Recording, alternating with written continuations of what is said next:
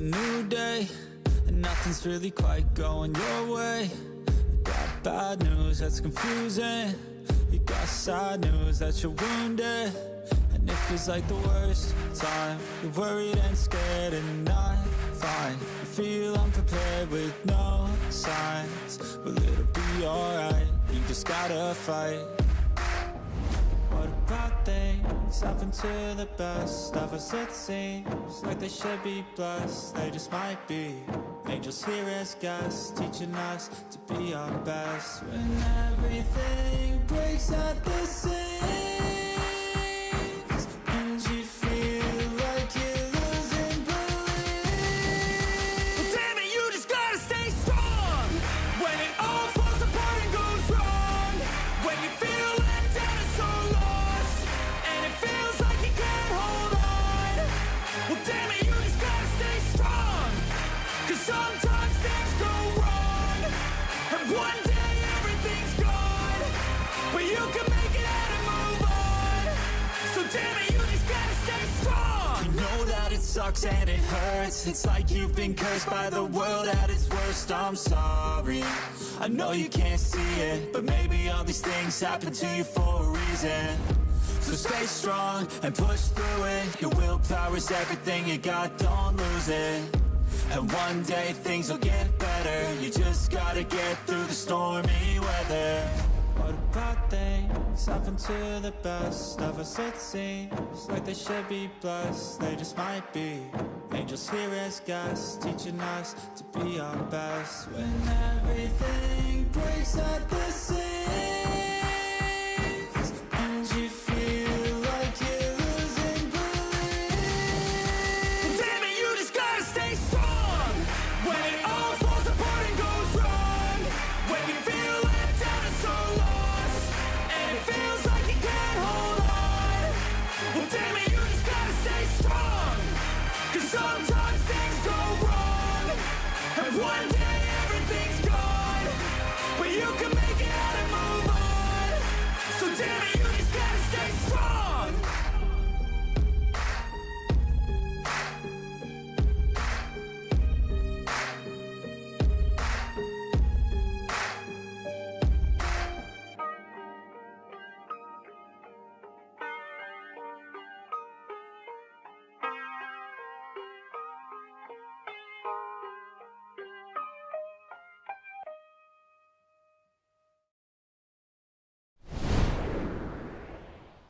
Welcome, one and all. How are we doing this beautiful, beautiful Tuesday evening? Thank you so much for being here. Welcome to the first inaugural 2-Ton Tuesday on YouTube. This is going to be, I want to say, a lighter subject. Some stuff we're going to talk about is going to get on the heavy side, of course, because on our 2-Ton Tuesdays, we discuss the sensitive societal issues that affect us on a day-to-day basis in a kind, caring, but logical way. But it's also going to be testing the limits of YouTube a little bit and see if we can kind of skirt around the terms of service and guidelines a skosh and not get a strike or banned because, speedrunning this shit is not in my favor. But welcome in to each and every one of you. Thank you for being here. Lavender, Revna, Iron Pants Logger, Samantha Fafford, welcome in. Thank you so much. I still love your username. That's amazing. Christopher, how we doing? Freya Wolf, Wadhams, Jay, how you feeling, brother? Ronan, the Angry Sergeant, how you doing? Thank you so much for being here. Replying to a message I recently got about a veteran going through it.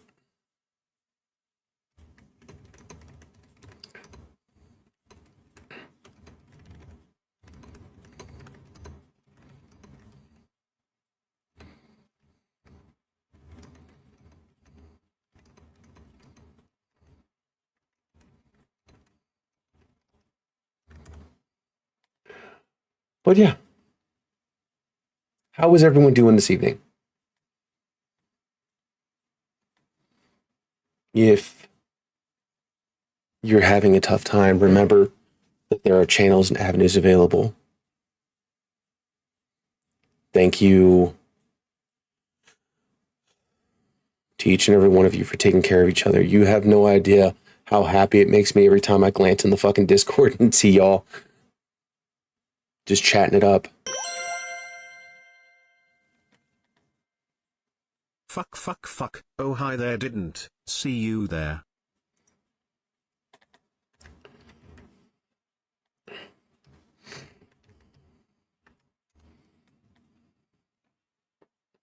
What's going on, Gandalf? Thank you for the super chat. Yeah, Gore, I know, man. And like I said, if you need advice, if you need someone to talk to, simply put, if you need someone to hold space with you, just know that we're always here. Oh yeah, James, no, that video is catching some fucking traction. Yeah, I think she kind of dug a hole. I think she kind of dug herself a hole. We'll see what happens with it, but she recently, well, after the first video went up and she was catching some flack about it. A little bit. She took down both videos because she made a second video. She made a second video where she took pictures of comments that were not so pleasant, a lot more aggressive, shall we say. And she made a second video playing the victim. And then when that didn't work, she took down both videos and made her account private for 2 days, I think, 2 or 3 days. And now she's back up and she's making 10-minute long videos. And I mean 10 minutes long of her just verbal diarrhea. Just blah, blah, blah, blah, blah, blah, blah. One of the videos I watched was literally her talking about Jesus and God and the Bible and how we all make mistakes. And it was just, holy crap, it was rough. I sat there and I was like, are you going to make a point at any time or place in this whole thing? Like, is there a point to any of this? And that was last night. Last night she posted that, and then I went back after she went and made her account public again. She posted a 10-minute long video, double down in there, tripling down on her video about the military. And here's the thing. What is up, Grizzly Bear? Here's the thing. Videos like that, where they're just sitting there and spewing whatever's on their mind, I actually can kind of appreciate. Because whatever is in their head and on their heart come out their mouth. And it makes it really easy to see who the person is underneath. Like, she may have came from a good place, and she may have had a good idea in which, you know, she thinks that veterans and military shouldn't get, you know, lifelong benefits or discounts, which I don't agree with, because, yeah, no, those benefits have been in place for a long fucking time. What's up, Shadow Wolf? How's it going? Welcome in. And then the discounts at private businesses, like, that makes zero sense to me. Like, her reasoning for the private businesses not giving discounts to veterans and military members, because it's not like they're cutting the cost by like 50%. They're usually less than 30, if not 10%. I remember I got a 7% discount at a business once, and they were like, oh yeah, we give military discount. And I looked on the receipt and it was 7%. And I was like, that doesn't even cover the tip. You know, oh, and we get lifelong benefits. Oh, we get one free meal a year at very select restaurants. Very select. I literally know someone who plans out Veterans Day, because that's when they give out free meals for veterans. They plan out their entire day around the restaurants that serve meals. It's like Applebee's, Texas Roadhouse. There's an ice cream place. There's a breakfast place. Like, it's a little, and I'm like, I have never because I've been out since 2012, in the over 10 years that I've been out have never gone to a Veterans Day event at any restaurant or anywhere. No, scratch that. Scratch that. I went to a Veterans Day baseball game. My dad had bought the tickets and I didn't know it was going to be a thing. And then I think during the 7th inning stretch, they asked for all military members and veterans to stand up. And I was like,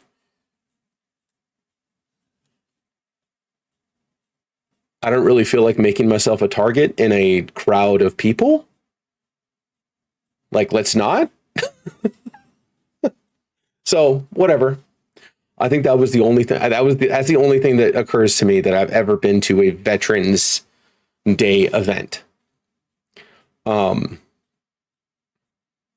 I don't get where she was coming from, but the worst part was when she doubled down and tripled down, saying that those who have paid the ultimate price haven't actually paid the ultimate price. And they would be ashamed and disgusted with how we treated her because she was exercising her freedom of speech.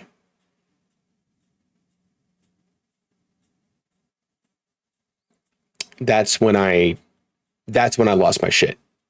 All right, Jay, get some rest, man. Golden Corral gives out. No, I didn't know that.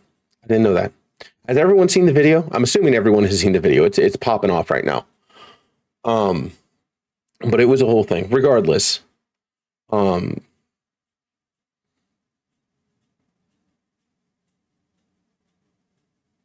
a free donut. Krispy Kreme does free vet. Interesting. I didn't know that. Iron Pants, you haven't seen the video? I don't know if I should play it here. If you want, everyone knows where my TikTok is. You can go and check out my TikTok. It's a long video. I will tell you, it's a 4-minute video. I think it's a 4-minute and 28-second video. So it's a longer video. If you would like to go and see it, it's on my TikTok. You can go and check it out. I'm not telling anyone to go to my TikTok. I'm just, if that's where you want to talk about, because that's not what we're talking about tonight. That's not what we're talking about tonight. Tonight is a 2-ton Tuesday. Tonight we talk about the sensitive societal issues that affect us on a day-to-day basis. We are going to be talking about the media. We're going to be talking about how they portray the military, how they portray PTSD, combat, war, and basically the way that there's miscommunications about what we go through. We're going to talk about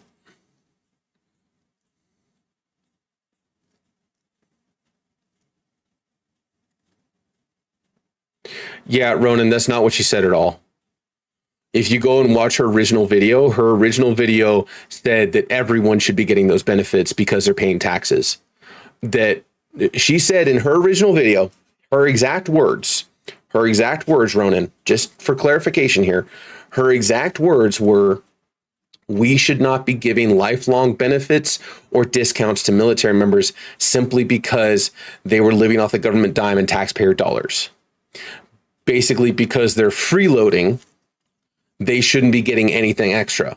You want to give out extra shit? Give it out to people who are actually paying taxes.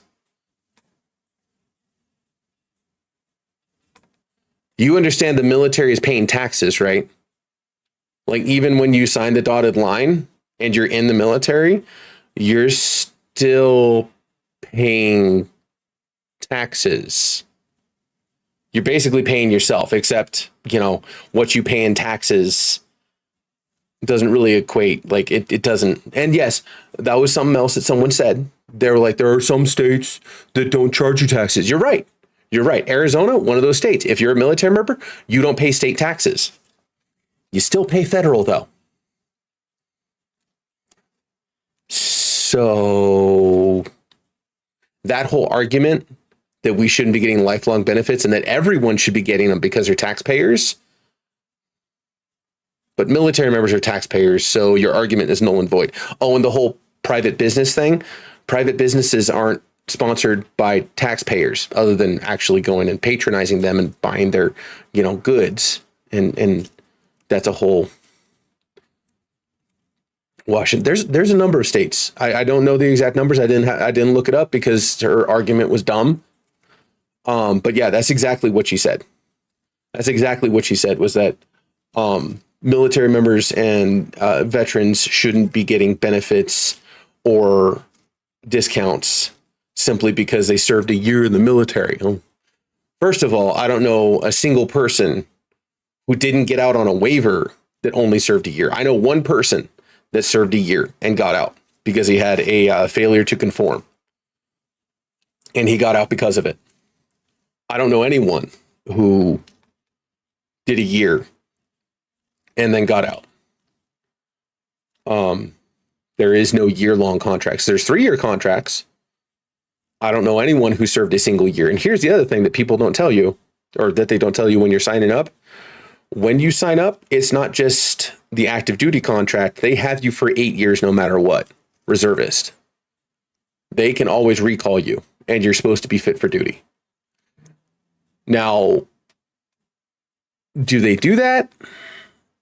Not so much. I was in active reserve, and all I had to do was once a year on the anniversary of me getting out, I had to contact my local, the closest base, and let them know I was still alive. There was a single Navy person at Luke Air Force Base in Phoenix that I would send an email to and be like, hey, still alive. And he's like, all right, cool. Catch you later.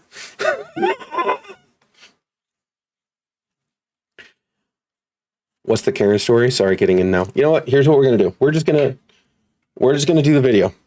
Okay, first off, what is up, Angry Sergeant? Welcome in. How's it going? Oh, it's going all right. It's going all right. I saw you got the coral.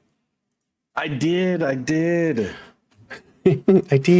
We have gotten slightly distracted and off topic here, but we are going to go and watch a video really quickly about a certain special individual who, holy shit, is it 23,000 views?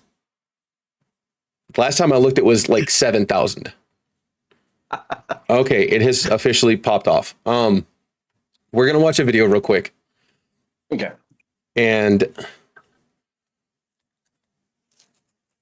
it's slightly on topic, slightly off topic. I think it might be something we cover. We'll see what happens. But if you would like to tune into stream real quick, I'm going to mute on Discord so it doesn't double up the audio. But okay. I will be right back. Okay. So remember, bear in mind as we're watching this, I am all for people exercising their freedoms and their rights. I never want to see anyone silenced. I never want to see anyone shut down. But sometimes I think people should stick a foot in their mouth. Just saying. All right, make sure sound is good. Okay, here we go. 4 minutes and 30 seconds. Hey all, Cynical here. You may recognize the upcoming individual from a video I posted a couple days back in which she had said that she doesn't think that military members or veterans deserve lifelong benefits or discounts at businesses simply because they served in the military while freeloading off the taxpayer dollar.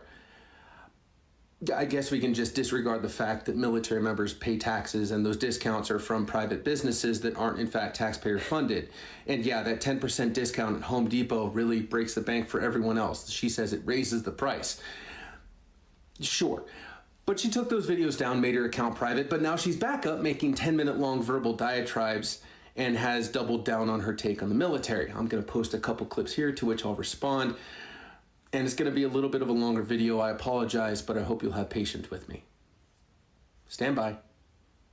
It just amazes me that it has nothing to do with them going to war and signing up for our freedom of speech or our freedom of existence or our freedom to pursue happiness.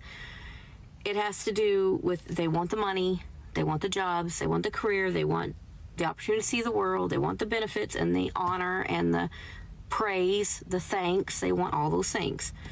Because if they didn't, then they wouldn't come back and have a problem with someone saying, you don't need those. You're completely right. You're right. A lot of us signed our name hoping to escape our circumstances, wishing for a better life, world experience, and yet we still volunteered.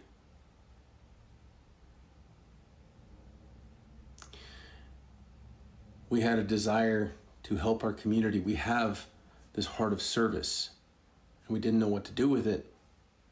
We wanted to make the world a little bit of a better place and protect our loved ones. And unlike you, I can speak from a place of experience as someone who has served. And I know I'm going to speak for a lot of veterans here, but I'm pretty sure a lot of them are going to agree with me when I say, fuck your thanks. Fuck the accolades and the ribbons and the awards and the discounts and the benefits. Because a lot of us would go back and do it all over again with feeling. Even knowing that people like you exist. And the hate and ignorance that you spew. But wait, there's more. I feel like some people have not paid the ultimate sacrifice for my liberty and for yours. They would probably be very disappointed in the way you've treated me, the way you've reacted to this, because they would say, we died for that. Let her be. That's what they would say. They would say, shame on you. You're a disgrace to the military. You're a disgrace to what America stands on. We're better than that. Americans can have free speech. Shame on you for standing on the graves of veterans and military members from your soapbox so high and mighty, trying to use their deaths to make a point. Shame on you for pretending that you have an inkling of what they felt. Men and women who proudly laid down their lives and shed their last beads of sweat, drops of blood, and breath for you to do so. By all means, exercise your freedoms and your rights. Because otherwise, their sacrifices, our sacrifices, amount to nothing. But is it too much to ask for you to do it in a respectful way? You know what? No. Speak how you choose. Because knowing what's inside your head and on your heart makes it easier to weed people like you out of my life. Have the day you deserve, ma'am.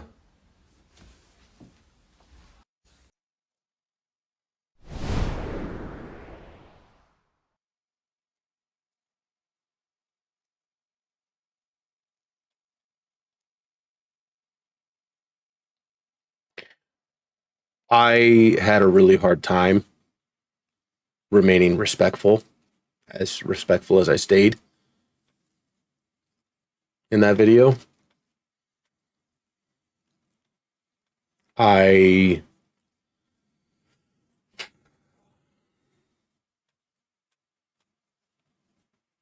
recorded that. I recorded that last night. Sorry, I screen recorded her video last night because she posted that 14 hours or like a day ago when she brought her account back up and restored the videos. She has turned off comments, duets, and stitches. She refuses to discuss anything. Yeah, J Wolf, I had some very choice words, but I recorded that this afternoon. I think I did 7 or 8 takes where I couldn't control myself, and what was on my head, what is on my mind and on my heart came out my mouth in a not so respectful way. And on one hand, I wanted to give it to her both barrels. But here's the thing. Even if I would have, it wouldn't have fucking mattered. It wouldn't have changed her view. It's not going to change her mind. It's just going to make me look like a fucking douchebag. So Instead, let her be. Let her live her life in her little fucking echo chamber, her little bubble, her insulated reality, and go about your life. This is why I talk about preserving your peace. Oh shit, hang on. My bad. I've been sitting here talking and I completely forgot that I had deafened my Discord. You're fine. This is why I talk about preserving your peace. This is why I talk about not interacting with these types of individuals, because no matter what you say, no matter how good your points are, no matter how eloquent your speech is, you are not going to change their minds. You don't play chess with pigeons, because at the end of it, they're just going to shit on the table and strut around like they won the game. Sounds like fun.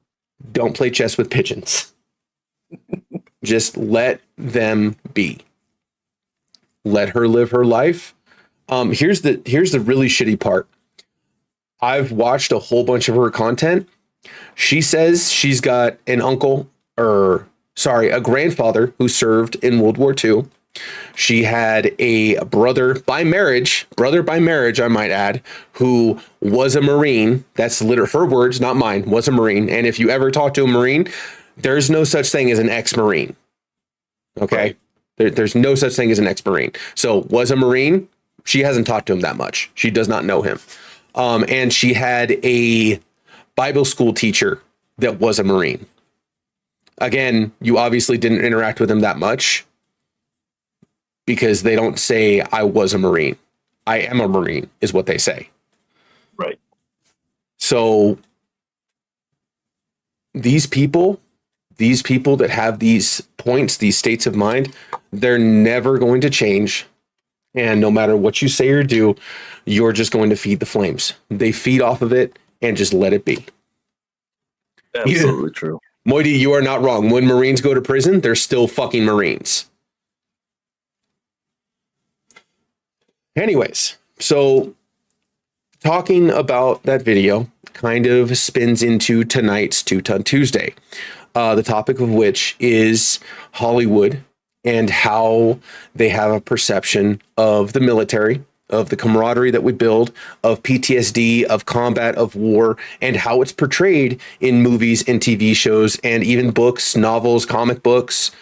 It's everywhere. It has become a romanticized topic. It has been something that has been glamorized and turned into this really cool thing. And a lot of people don't really understand the realities of war. And there are very few movies and TV shows and books that really kind of paint it in the proper light, in the proper setting. Absolutely true. So this was, I will say before I get into this, all of my Two Ton Tuesdays, I try to have a topic, an idea going into it. This was your idea, Angry Sergeant. You brought this to me a number of weeks ago before. Well, actually more than that. It's been a hot minute because that was before I got banned on Twitch. And I was like, yeah, totally. We need to do that. And then I got banned on Twitch, and now here we are in fucking February. And I was like, let's fucking do it. And it was very spur of the moment. But as always, everyone who would like to have a piece and say what you want to say, you are more than welcome to do so. If you would like to step into the waiting room as we talk, as we discuss, if you want to ask questions. The first, I'm going to say 15 to 20 minutes is going to be me, Angry Sergeant, talking about how the military and PTSD and combat is portrayed in movies and TV shows, and discussing the different aspects of it. And then I will open the floor, but we are going to have our discussion and then we will open the floor. I'm not going to be doing any funny Navy story times, the whole word bans and no cussing. Please hold off, because I'm not going to honor it. And I'm not sure if I can get you your points back. So if you spend the points, I don't know how to return them to you. So hold off on that shit. This is just going to be a discussion for tonight. So, Angry Sergeant, getting into the conversation, what was the inspiration? What was the idea behind this? What kind of brought this about? So I'm going to give a little backstory on me, because I know that. Yeah, please actually give a little bit of history on you and a little bit of backstory, and for anyone who doesn't know who you are or is unfamiliar. Yes. So I'm Angry Sergeant. I've been in the streaming capacity and all that kind of stuff for a few years now. I've actually since COVID, kind of when I got started due to I work in recruiting now, but I enlisted in the Army back in 2005. Oh, yeah, it was angry started once more. When you've been in the Army for this long, you're going to be angry. Being in the military for almost 20 years now. This June actually will be officially 20 years. Total time in. But so what kind of brought this on is I think we were on a different 2-ton Tuesday. That it kind of got brought up a little bit, but not fully. I believe that evening we were talking about mental health and PTSD and relationships. Yes. And we kind of had a little rabbit trail of how the Hollywood portrays it. And I was like, hey, let's hold off on that and let's talk later. Exactly. And so it brought up something very close to home to me, because in 2007 to 2008, I was in Iraq with 216 Infantry, who we had a very well-known author that tagged along with us for a while on our deployment, and ended up writing a book kind of detailing everything that had gone on during our 15 months on our city. We were one of the units that was tagged as a surge unit in 2006 to go in 2007. So we were one of the additional brigades going into Iraq at the time to surge into Baghdad and up the amount of boots on ground, so to speak. And our battalion, so for those that are unfamiliar with Army echelons, a brigade size element is essentially an aircraft carrier. It's about 5,000 people. And then from there, each brigade, there'll be multiple brigades that fill out a division. So we fell under 1st Infantry Division. And then below the brigade element, you battalions.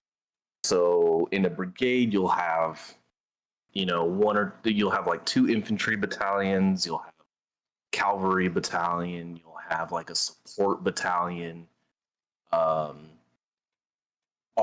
like broken up so that each group has its own job to do, right? An engineer battalion, stuff like that. So I was with an infantry battalion, and we were pulled away from our brigade element and moved over onto the eastern side of Iraq or Baghdad, which was a lot more crazy, so to speak. And so a book was written. After the book was written, we came home, we saw the book. That was how my family found out all the stuff that I've been going through over that 15 months. Is they found out about the book, and they read the book, and they're like, "Why didn't you tell us?" I was like, "Because I didn't want to scare you guys."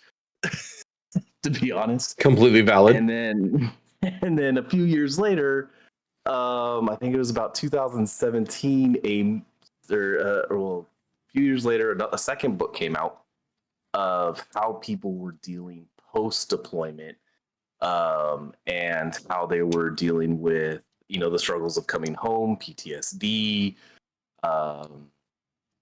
survivor's guilt, all that kind of stuff. That book, the second book, was actually turned into a movie in about 2017. Which is? Starring Miles Teller. It was called Thank You for Your Service. So, and they did a really good job with the movie. Kept pretty close to reality with it. But it definitely highlighted a couple of guys, highlighted like 3 guys out of the 600 and some odd people of our battalion that was there in Iraq. And it highlights their struggle individuals coming home, struggles with the VA system in 2008, 2009, which was absolute trash compared to what it is now, even though it's still trash, but it was way worse back then. It's gotten a lot better in recent years, and it's gotten considerably better, but it still needs a lot of work.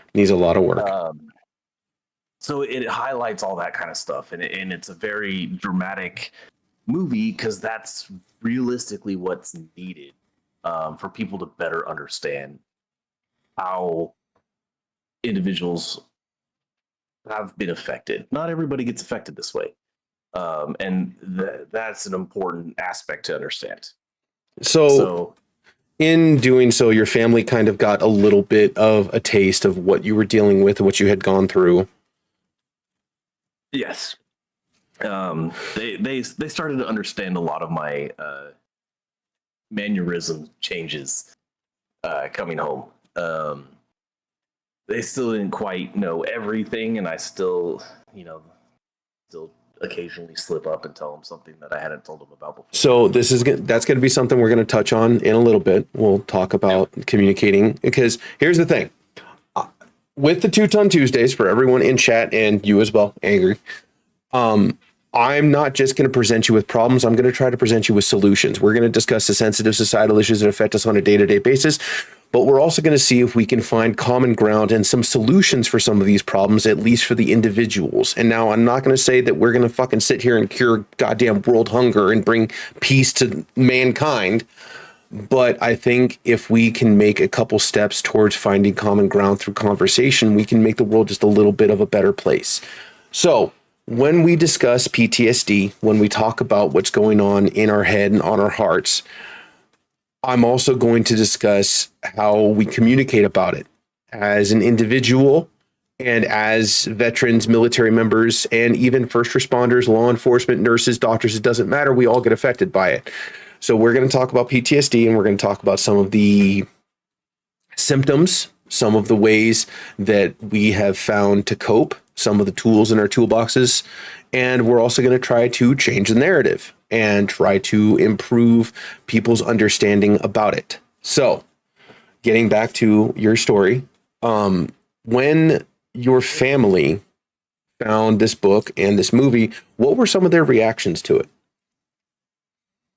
My mom was really sad that I had kept the information from her. She kind of wished that I had been more forthcoming about it and open to talk about it and stuff like that. But they were also a lot more grateful that I came home without too big of a physical scar kind of situation. So, and there were other things that came out about that deployment during this whole time period as well, also due to media and misrepresentation in media, so to speak. Another thing that came out in 2009, 10 was there was a website called collateralmurder.org. Yeah. And what that website was wholly based off of was the video camera feed and communications happening between Apache gunships and troops on the ground. Well, I worked for an EOD unit at the time, and it was being blasted all over the news. And I wasn't watching what was on the screen, but I was hearing it over, from around the corner. And I'm recognizing the call signs. And I was like, this is the same call signs that provided us air support all the time. And so I came around the corner and I was like, oh my God, that's my unit on the ground in these videos. And so that video had greatly misinterpreted the situation. And changed the narrative to be this whole innocent civilians were fired on and so on and so forth. And I had guys at my unit that were like, wait, you, and I was like, yeah, so this is who's talking. this is who's on the ground. This is where we were. You know, I pull it up on the map and I show them everything, and they're like, "Oh my god, you really do know what the heck they're talking about." And I was like, "I was there on the ground. Of course, I know what the hell they're talking about." So And- something to discuss is there's a reason that there are AARs, after action reports, after Yes. any incident. And what happens is everyone who's involved in the incident, most times, I'm not going to say all the time, most times, are taken into a tiny little room who are basically interrogated by a whole bunch of officers with a whole bunch of paperwork and clipboards, and they go over everything, top to bottom, what happened, where you were, what you perceived. Because here's the thing, you have an incident that happens. Now, say there's 20 people involved in that incident. You now have 20 different perspectives of a single incident, all dotted around the map, and they're all watching this one thing go down. Sometimes, maybe this person is off in La La Land watching fucking right field picking flowers. Maybe this person saw something completely different. Maybe this person was around the corner and only had a very skewed perspective. But the reason they collect these after action, oh, hey, baby, how's it going? The reason they collect these AARs, these after action reports, is so that they can bring an entire perspective and see what happened, see what actually went down. The problem is when you get these AARs and you skim through them, you can yourself get a completely different perspective as to what happened. You need to be very careful when you read some of this. It's just like playing telephone tag. The guy, the first one in line, he's got the word tow truck. And all of a sudden, when it gets to the end of the line, 40 people later, it has completely evolved. And now you have an entire diatribe about war and peace. And it's like, what the fuck happened from number 1 to number 40? So it's very important when you hear about some of these incidents, when you read some of these AARs, when you watch some of this footage from actual combat, you need to understand that you are getting a very tiny perspective. And even if you have the whole picture, your own view of it can be skewed. That's why I think it's one of the hardest things to illustrate in art, because I'm going to call movies, TV shows, books, whatever, I'm going to call it art because that's what it is. It's really hard to illustrate properly in art because it is such a huge perspective that they're trying to whittle down into the viewer. The only person that sees from that point of view is the viewer. It's a very hard thing to do. So I apologize for interrupting, Angry. Oh no, you're fine.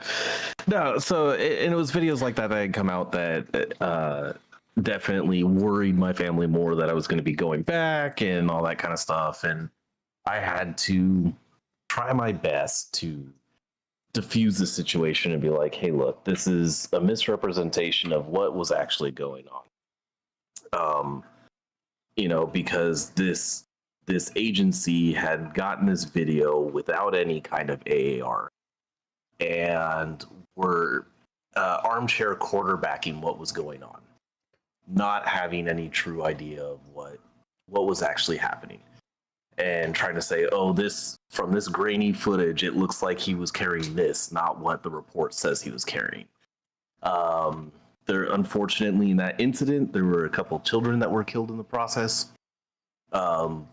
But that was a collateral damage type situation where this jackass decided to pull up on scene in a panel truck kind of situation with kids in the back, and while active combat was going on, to try to pick up bodies before we could get to them and investigate the situation. And so that truck got shot up, not knowing that there's kids inside of it.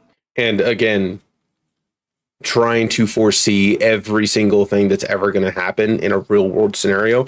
It was one of the hardest things to do as a trainer, as an FTO, because we can sit there and go and play the what if game for hours. What if this happens? What if this happens? What if this happens? What if this happens? I can't run down every single scenario that's going to possibly happen. The best thing I can tell you is train you for every outcome that I can possibly think of. And then when the real world actually hits, I'm going to have to trust that your fucking common sense is going to take over and be able to take care of the situation.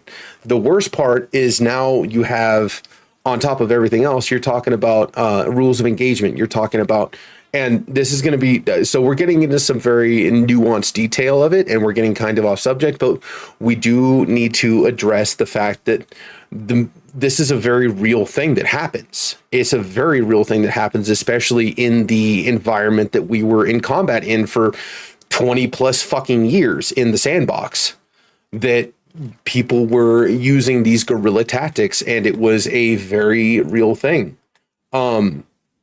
The problem is, again, you have a very narrow perspective of what actually went down. So when it comes to combat being, I'm going to kind of redirect here. Yes, redirect, please. Because I squirrel all the time. Yes, I got you. It's what I'm here for. When it comes to combat being portrayed in the military, what do you think is one of the things that they always get wrong? Is it weapons handling? Is it the actual mechanics and functions of the weapons? Is it the movement? Is it the tactics? Is it the communication? Is it a whole bunch of things? Or is it just a little? Because we can sit there and nitpick, but what do you think one of the things is universally that they get wrong? Okay, so this might surprise some people, but the one thing that they get universally wrong 99.9% of the time is the amount of nothing happening.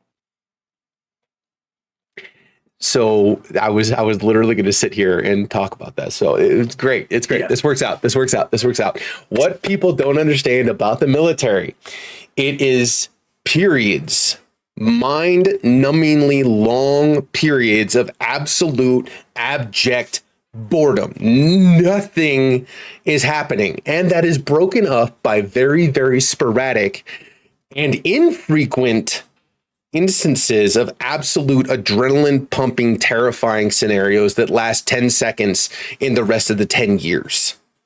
Yes. So that deployment specifically, I can bring up one situation that kind of ties this in. Our last patrol, kind of, at the end of our deployment, what we were doing is we were handing off our area to the guys from 4th Infantry Division. They were taking over for us. And in order to do so, we had an outpost that was out a couple miles away from our main fob. And that's where we spent the majority of our time and lives and everything else. What's a fob? Well, we had grown to have these TTPs. Hey, Angry, what's a fob? Yes. Oh, FOB, sorry, Forward Operating Base. So the big bases that everybody's at in Iraq and Afghanistan, they're called FOBs. And then you'll have outposts out from those FOBs that'll be manned by like 50 people. Sorry about that. No, I'm just asking for clarification. Yes. So we had this TTP that once we got off the main road right outside of our main base, fortified base, that we would dismount from our vehicles and we would walk at that point because we would run into IEDs constantly. We would run into small arms fire constantly, complex attacks, things like that, where they would blow up a truck and then start with small arm fire after they blowing up a truck. So we learned that we would dismount from the truck and then walk in front of the trucks so that way we would be able to see hazards more likely. Well, we dismount from the trucks and it was me and two of my lieutenants from my company that were going with this group from 4th Infantry Division. Because we were going to join up with our guys that were at our outpost and ride back with them after we handed over everything to these guys. Well, so the three of us are up in front of the group, right? We're leading the walk. And mind you, I was a young E4 at the time. And not only that, I was the communications guy, not an infantry soldier like everybody else that's out there. And their higher up that's with us realizes that the communications guy, the radio guy, is the one leading this walk. And he walks up and he goes, "Aren't you the commo guy?" It's like, yes, First Sergeant, I am. First Sergeant is the senior enlisted person for this group. And he's like, why are you, and pardon my language, but I'm going to say it how he said it. Why in the fuck are you leading my infantry soldiers on this patrol? If the commo guy goes down, bad things happen. It's not even that. It's he has experienced combat infantry, and I'm the commo guy. And one of the lieutenants looks at him and goes, because he survived the last 15 months with us and he knows what the fuck he's doing. And the first sergeant looks at the lieutenant and goes, sir, not to disrespect you, but I have experienced infantrymen behind him. He does not need to be in fucking front right now. And so we kind of shrugged our shoulders and we're like, okay. And he's like, get back there in the back with my commander, my commo guy. And you two lieutenants, you should probably go back there too. Like, okay, you think you know what the fuck you're doing. Great. So we get another kilometer down the road and there's a little ditch. Me and the two lieutenants drop down into this ditch because now we're not exposed to small arms fire. And so we start walking along the ditch. Everybody else is still up on top of the ditch. First sergeant realizes what's going on. He starts yelling at his company, and he's like, if you don't realize that the 3 motherfuckers that have lived here for the last 15 months are doing something, you should probably do the same thing. So all of a sudden, everybody starts dropping down into the ditch. Well, about 500 meters further, if that, sure enough, we spot an IED in the road.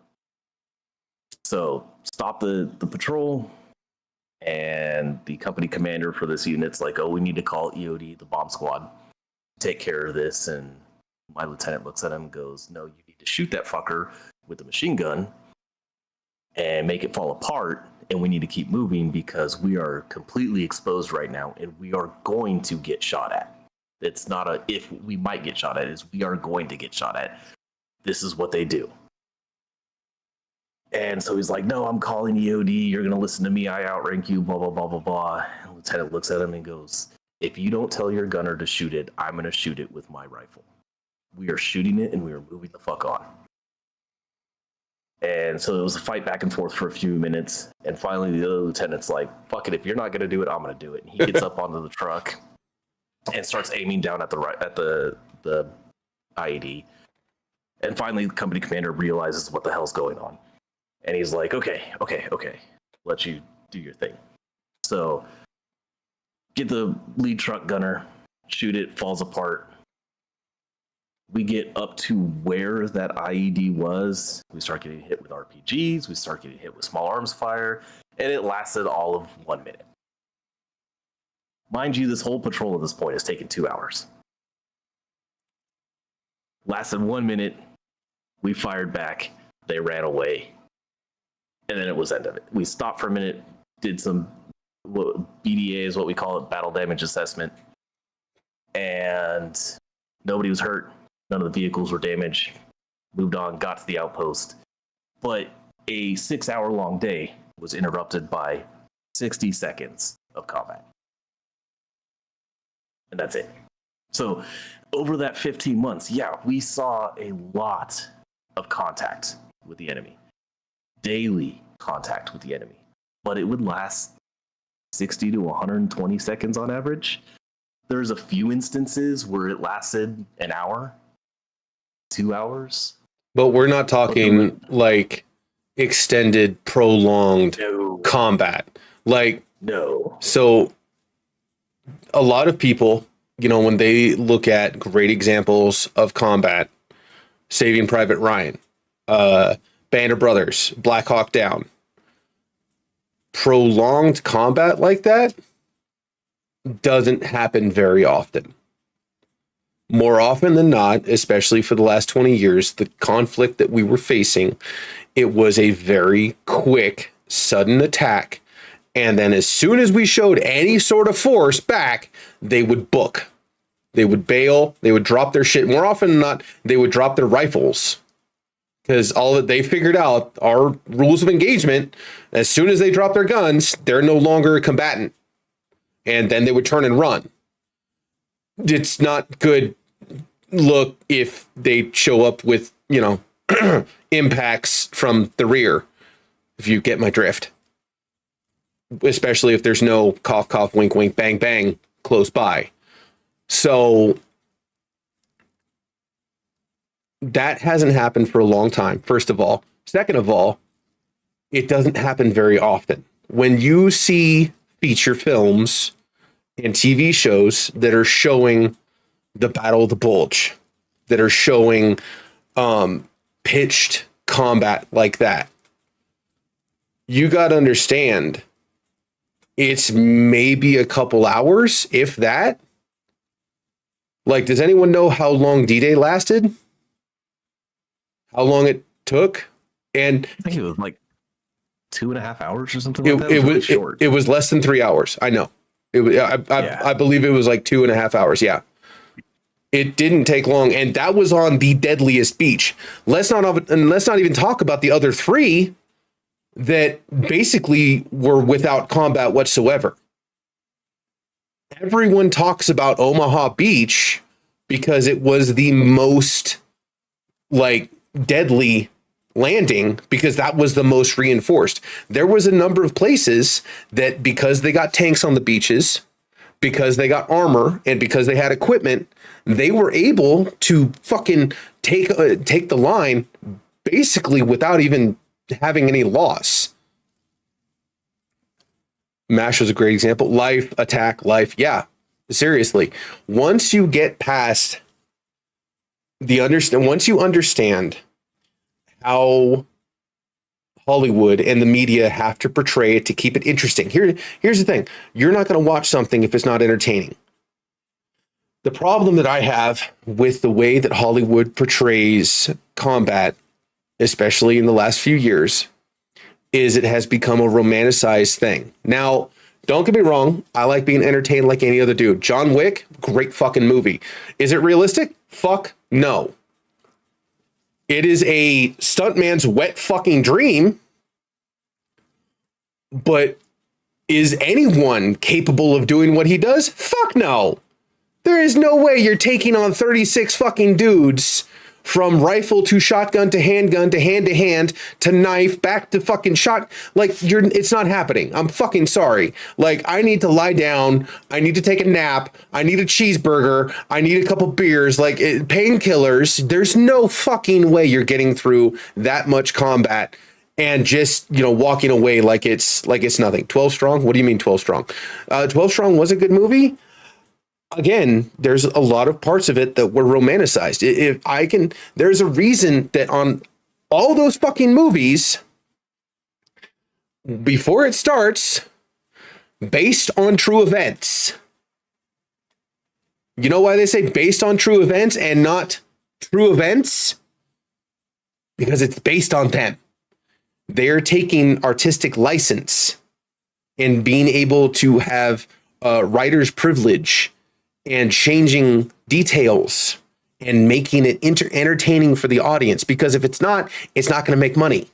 If it doesn't make money, the studio goes out of business. If the studio goes out of business, a whole bunch of people lose their jobs. And then Hollywood falls the fuck apart because people have realized the sheet has come across and come off their face. And they have realized, oh, that's not how it actually works. Which is also why, if you look at the population of military members and veterans to people who have actually been in the shit, you understand that only 7% of military have ever seen combat. 93% of us, no, it never happens. I volunteered for an IA to go to the sandbox 3 different times. I got denied. I was not selected. And even the guys that got sent, only one of them ever saw combat. Iron Pants, a lot quicker than you'd expect. But the thing is, all this to be said, when it comes to Hollywood, when it comes to the media, when it comes to their perception or the reality that they try to portray, I think it's a very, because here's the thing. I don't want anyone to lose their jobs. I want everyone to be able to go home and feed their families. And I understand the millions upon millions of dollars that these studios make and then distribute to the economy. you understand all these fucking movies are paying a whole bunch of employees. It's a lot of fucking money. It's a lot of money. It's a lot of work. And a lot of them are mainly American because it is very, very specialized work. It is very, very specialized work to make a movie or a TV show. The problem is Heartbreak Ridge. Okay, Grenada. Okay, it the incident itself.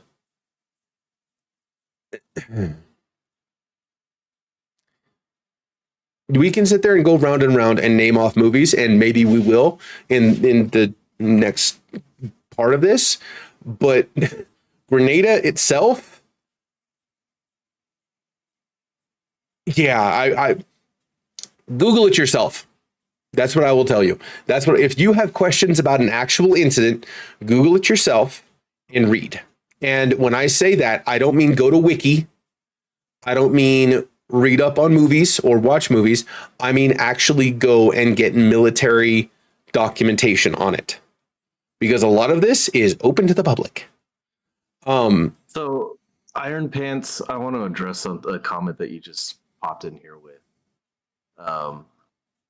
So, you would think that the money doesn't go into a positive effort, but they employ people for these movies that are veterans. They employ people to sit on these movies that were a part of what the movie is talking about specifically, to try to get the facts accurate. So there is a lot of positivity where this money is going.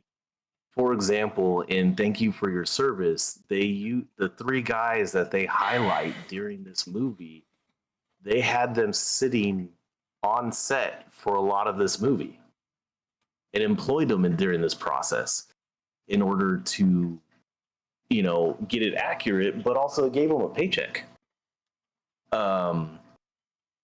And when you look at other movies, and they did the same thing, and at the end of a lot of these movies, if you stick through to the credits, we'll also point out resources to help individuals that were affected by certain situations and stuff like that. And then at the same time, these movies also bring it in, it is as far off as they are from the truth sometimes. They still bring a purpose in highlighting different things that go on. So the money, yeah, you can say X, Y, or Z, the money should go to this, the money should go to that. But in reality, somebody needs to earn the money in order to continuously do these things. Because if there was no money to be made, these movies would be absolute be-real trash, and nobody would watch them, and then nobody would pay attention to these events. So Hollywood needs to make their money off of it. That way it becomes relevant enough for somebody like Spielberg to come in and direct this movie. Or, for the general population to understand that these things happened. And here's something else. There's always going to be this entertainment. There's always going to be this kind of false reality that gets spun. And I can direct you back to gladiator days. Romans, when they put two guys in the ring, more often than not, they weren't fighting to the death. It was an act. It was a stage. It was the original WWE. The two guys in there, more often than not, were actors. There wasn't lions. There wasn't fucking blood spurting all over the place. There was two dudes that were just fighting, or there was a team of people that were fighting for the entertainment of the crowd, but it was fake. It was scripted. They knew what the outcome was going to be. Everyone was just entertained by it. Back in gladiatorial time, back in gladiator days, it wasn't what it is portrayed on film.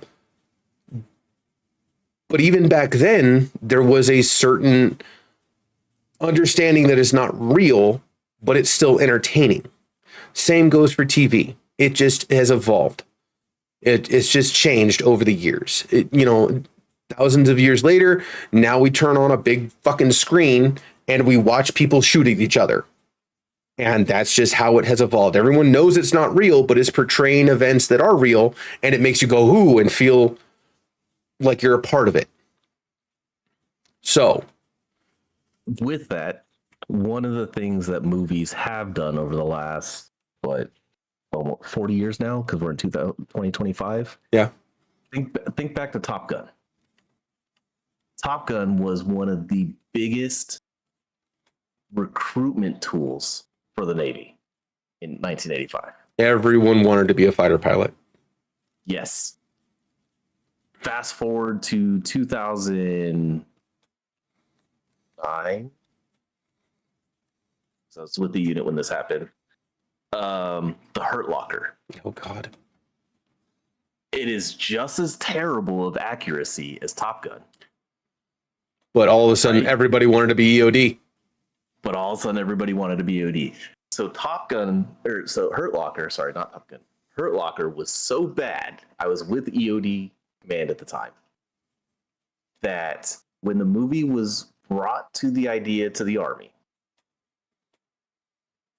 Army EOD community was like, hey, we will support this film and help you keep it accurate. Right? They had Army EOD techs that were hired, active duty Army EOD techs that were hired to be subject matter experts on the set to help keep this movie working. It went so far off that the Army pulled its support from it. And then when the movie came out, there was actually a memorandum that came out from Army EOD Command that said we needed to tell people, hey, this is not how we actually do business. This is not what we really do on a day-to-day basis. And change people's perspective. More than likely, the Navy had to do the same thing when Top Gun came out in the 80s. They had to go, hey, look, that's not really what fighter pilots do every day. That's not life. I mean, maybe they do go shirtless to the beach and play volleyball and give each other pats on the ass. I mean, my favorite part of the day is when I get a pat on my ass when I'm shirtless. Come on now. Yeah. Especially Navy pilots. I've spent my career around infantry, EOD, combat engineer. Yeah. Oh, okay. So for everyone in chat, if you're unaware, the military is just one big game of gay chicken. It's a game. Shit up. I'm still in this relationship. It's been 15 fucking years. Fuck.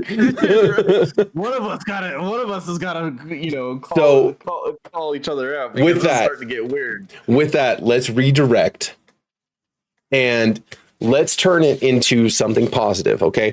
So something that Hollywood, I feel, does a pretty good job of.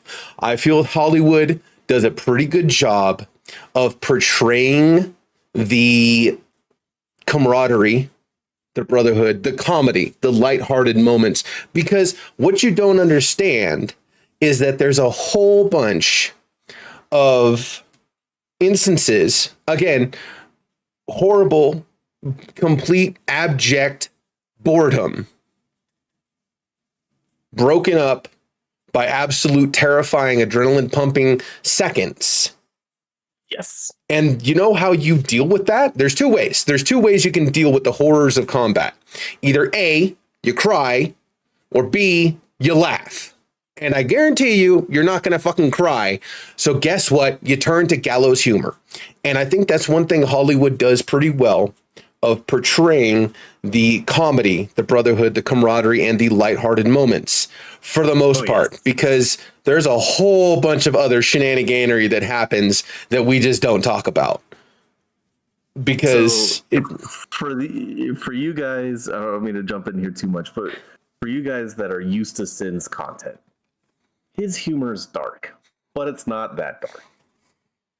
If you guys hung around like me for a while, it might scare some of you because it gets way darker because I don't have the same following that Sin does, so I don't have to be as PC as he does. Yeah. But I do want to address something that I did see in the chat real quick before we continue on. Ronan brought up the idea that EOD and submariners are the only two jobs that female members are rare, if not disallowed. Not anymore. Submarines, Well, submarines. Women are allowed on code submarines. now. Yep. But EOD, I was with EOD from 2008 to 2011, and there have been females in EOD longer than that. So that is not a new thing for EOD by any stretch of the form. I just wanted to clear that. There's a lot of misconceptions about the military, and there's a lot of misinformation, some of which was bred by Hollywood, some of which was, there you go, Rebel. We had female EOD techs in 2010. Again, I went to EOD Command in 2008 when I came back from Iraq, and we had female NCOs in 2008. So that means they'd been in EOD for a minute before I even got there.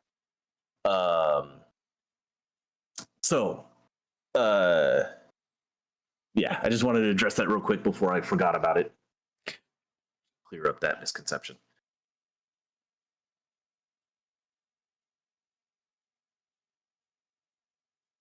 Yeah, Moity, that is okay. So here's the thing.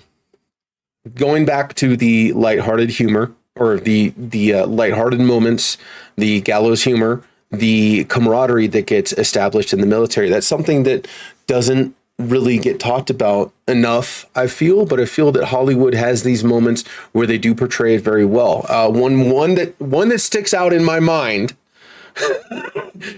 if everyone remembers the movie Black Hawk Down, it was a famous, amazing, I think one of the ones that did portray combat and everything therein pretty fucking well.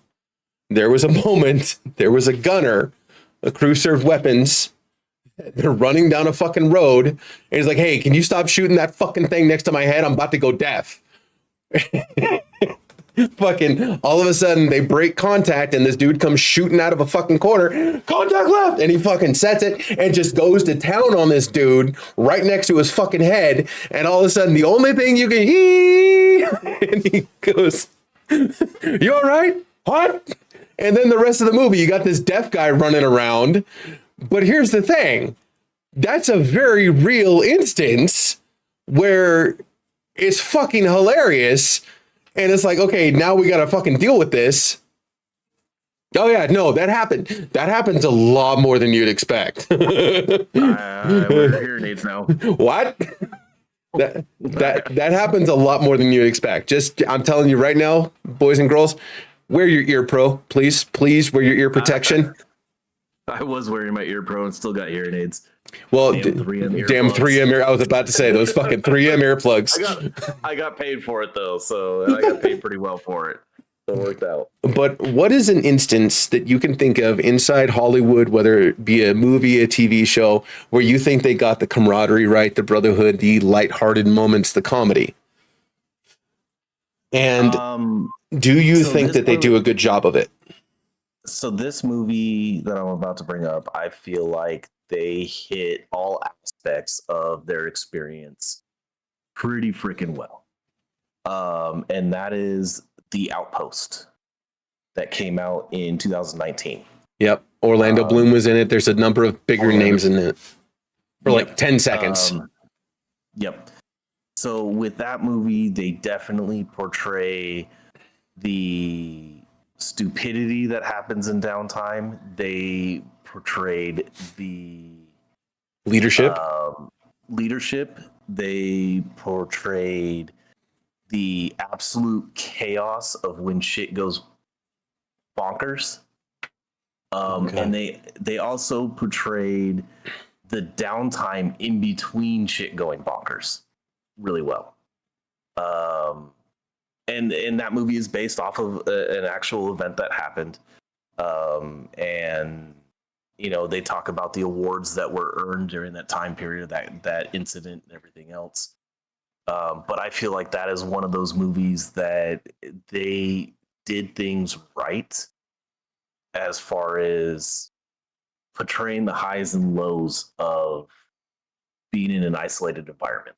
Yeah, I think I think the entire movie is like an hour and a half, 2 hours long, but you spend the first hour and change meeting everyone, learning some backstory, seeing how leadership is acting, and then seeing how guys are living their lives in between the fucking stupidity and chaos. And then when it actually kicks off, you see the absolute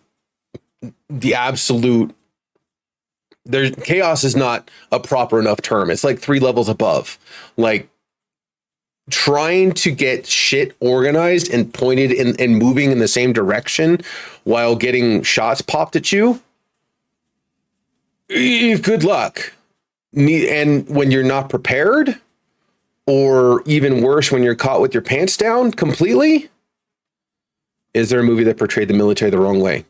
There's quite a few. Quite a few, Chewbacca. We'll talk about that in a minute.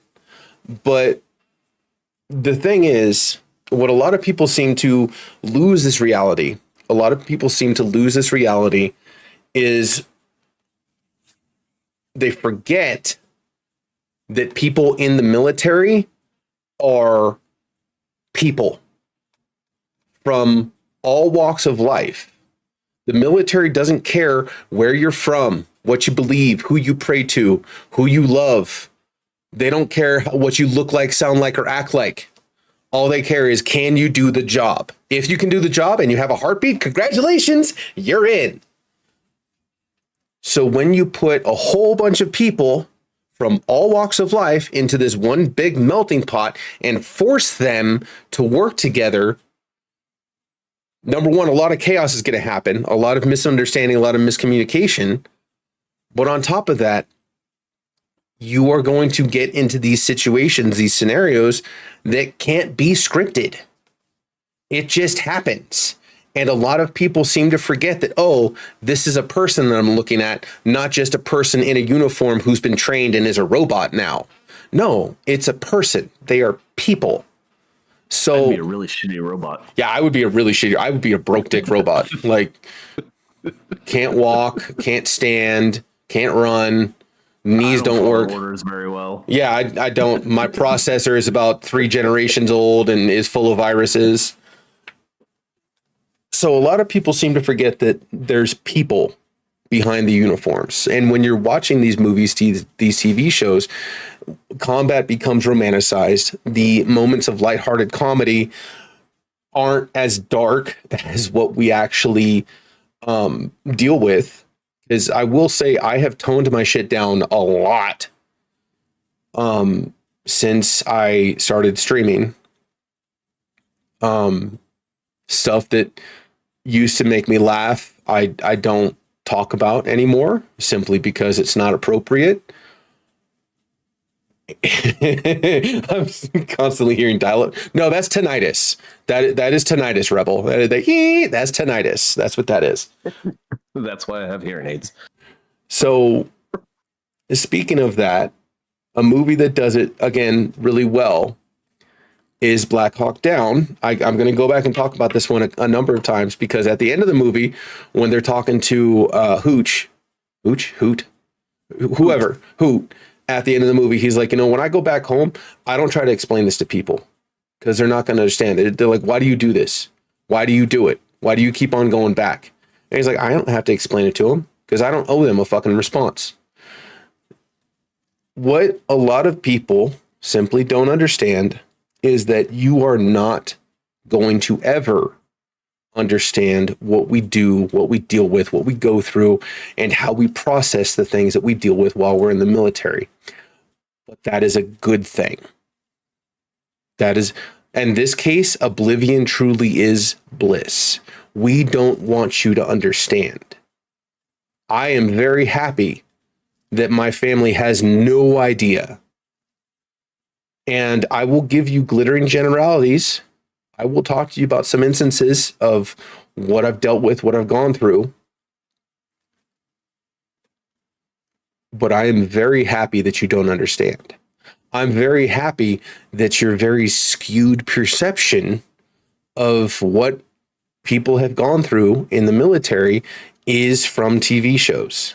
And while it drives me up a fucking wall when I watch someone shoot a rifle without sights on it, it's literally just a flat top. And like, where's your sights? Where is there no hologram? Where's the crew? Did we not get a holographic or a red dot or even some fucking iron sights or something? We're just okay. We're just free balling this shit. All right. I'm glad that my family, my loved ones, my friends have no idea. And while I deal with PTSD and I deal with memories and thoughts and feelings that they don't understand, I'm very happy to deal with those and have them oblivious. I don't think Winston Churchill said that. I don't think Winston Churchill said that. I would have to look that up, but I'm pretty sure. Hang on. Okay, we're Googling.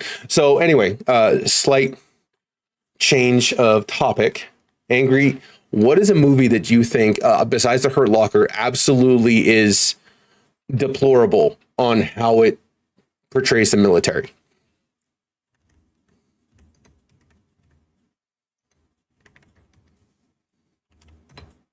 Angry. That's a really tough question to answer. I think that outside of like movies that are just straight comedy, like In the Army Now with Pauly Shore and things like that, being just outrageously meant to be comedy and not realistic.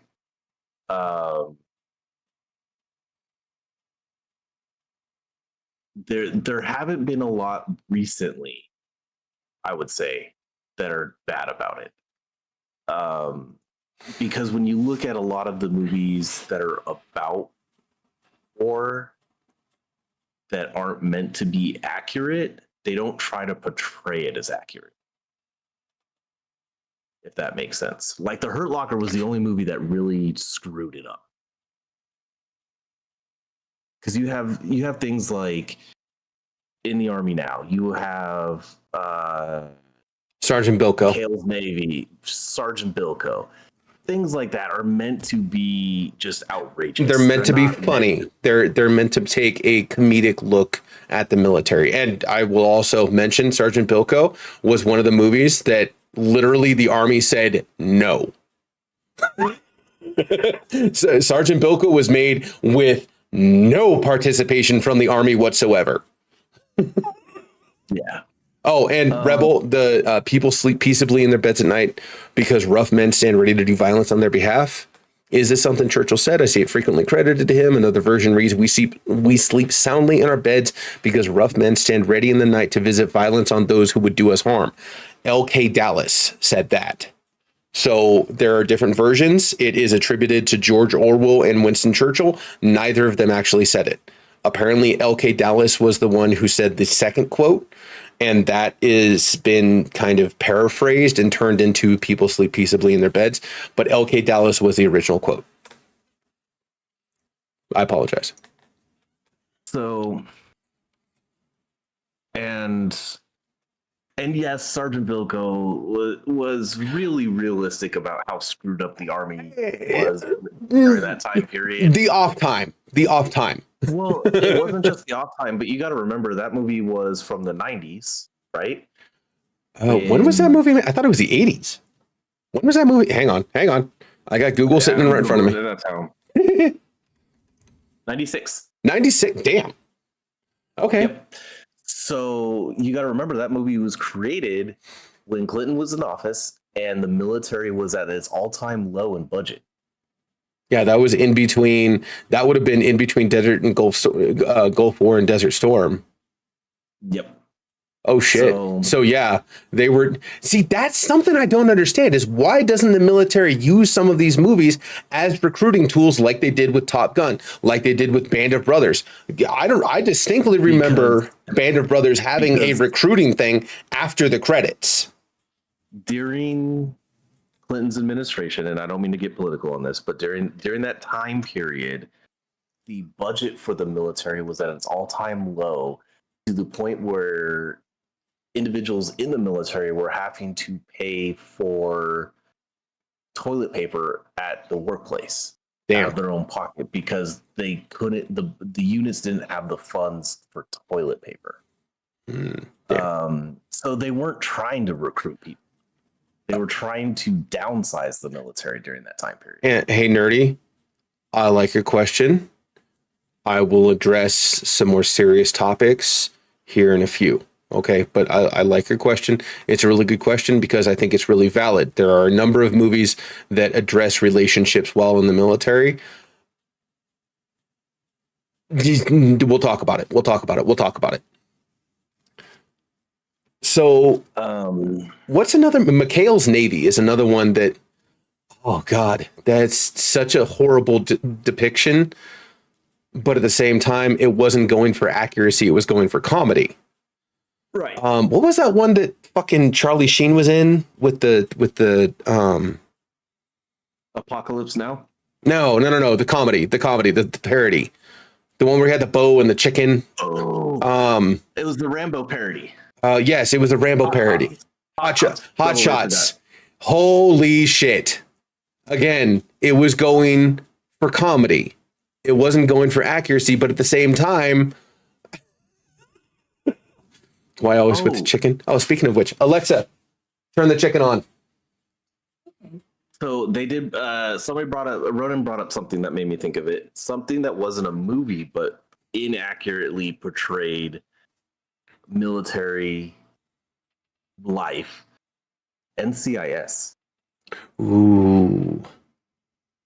I think that's a very, honestly, so here's the thing about NCIS. A lot of people don't understand. They're civilians. Well, if they're anything like CID, it's a mixture of both. Because CID is different than NCIS. NCIS is civilians with a military background, possibly, but they're civilians that investigate the military. CID is literal military investigators. Alexa, turn the chicken off. CID, from my understanding, is NCIS is the Navy's version of CID. They're the same entity. And the Air Force calls it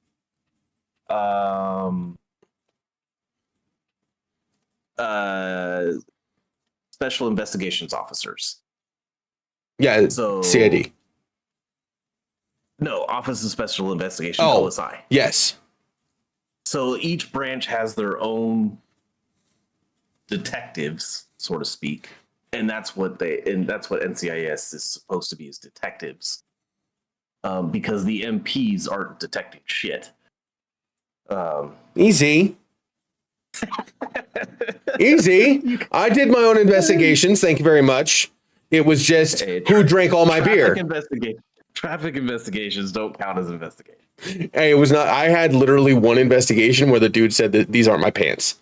The one and only time where he said these aren't my pants. And I was like, but Major Payne wasn't meant to be military accurate. Yeah, Major Payne was literally a military school, not a military. And it was the JROTC on top of that. Was it JROTC?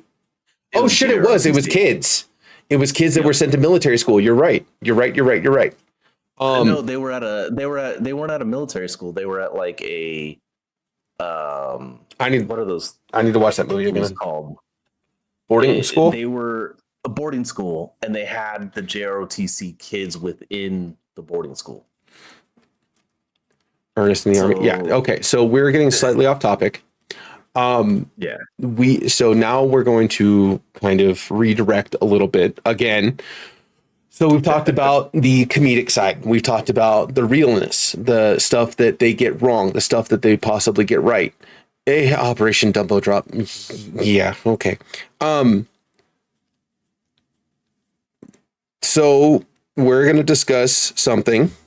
As we talk about it, we are also going to discuss solutions. When it comes to PTSD in the military, when it comes to dealing with combat after the fact when it comes to people who have came home and are dealing with the demons, dealing with the thoughts, the depression, the anxiety, the hyper vigilance. There's a number of movies that I feel do a decent job of portraying it. American Sniper is one, regardless of how you feel about Chris Kyle, regardless of how you feel about everything that's happened after the fact.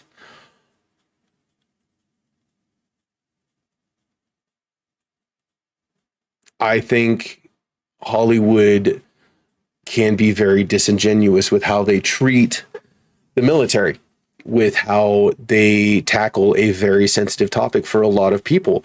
Because, and I think that's one of the biggest problems with mental health and PTSD today, is because Hollywood has turned it into a, for lack of a better term, a sideshow.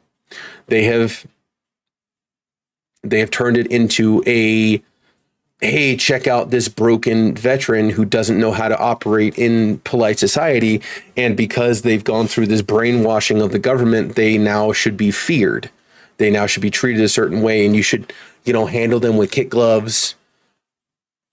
And I don't think it's fair to a lot of people, because not only can you get PTSD from a car crash, you can get PTSD from a toxic ex who called too many times, and all of a sudden, every time your phone rings, you break out in a cold sweat, your hands start shaking, and your vision tunnels.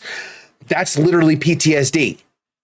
That is symptoms of PT or CPTSD or PTSD, however you want to fucking say it. You don't have to have seen combat to deal with the symptoms of PTSD. But I think Hollywood has been very disingenuous in creating a narrative and a society who now look at it as this thing that is solely dealt with by veterans or military. And it's not just us. How do you feel that Hollywood does right, does wrong? Do you think it's something that needs work? Do you think that there's things that you wish people understood? How do you feel about that, Angry? So back to my opening introduction, The Good Soldiers. Or not The Good Soldiers. Sorry, that was the first book. The Miles Teller movie. No, I'm blanking on it. Thank you for your service. Thank you for your service. Thank you, because I'm too many squirrels, too many trees, and way too many nuts. Yes. That movie did a very good job of portraying those specific individuals' trauma and the mental struggle that they dealt with. Due to the fact that they had those guys on set with them to be able to pick their brain, be able to talk to them. There was a book that had came out under the same name prior to that they were able to base things off of. So it wasn't an opportunity for Hollywood to really fuck it up.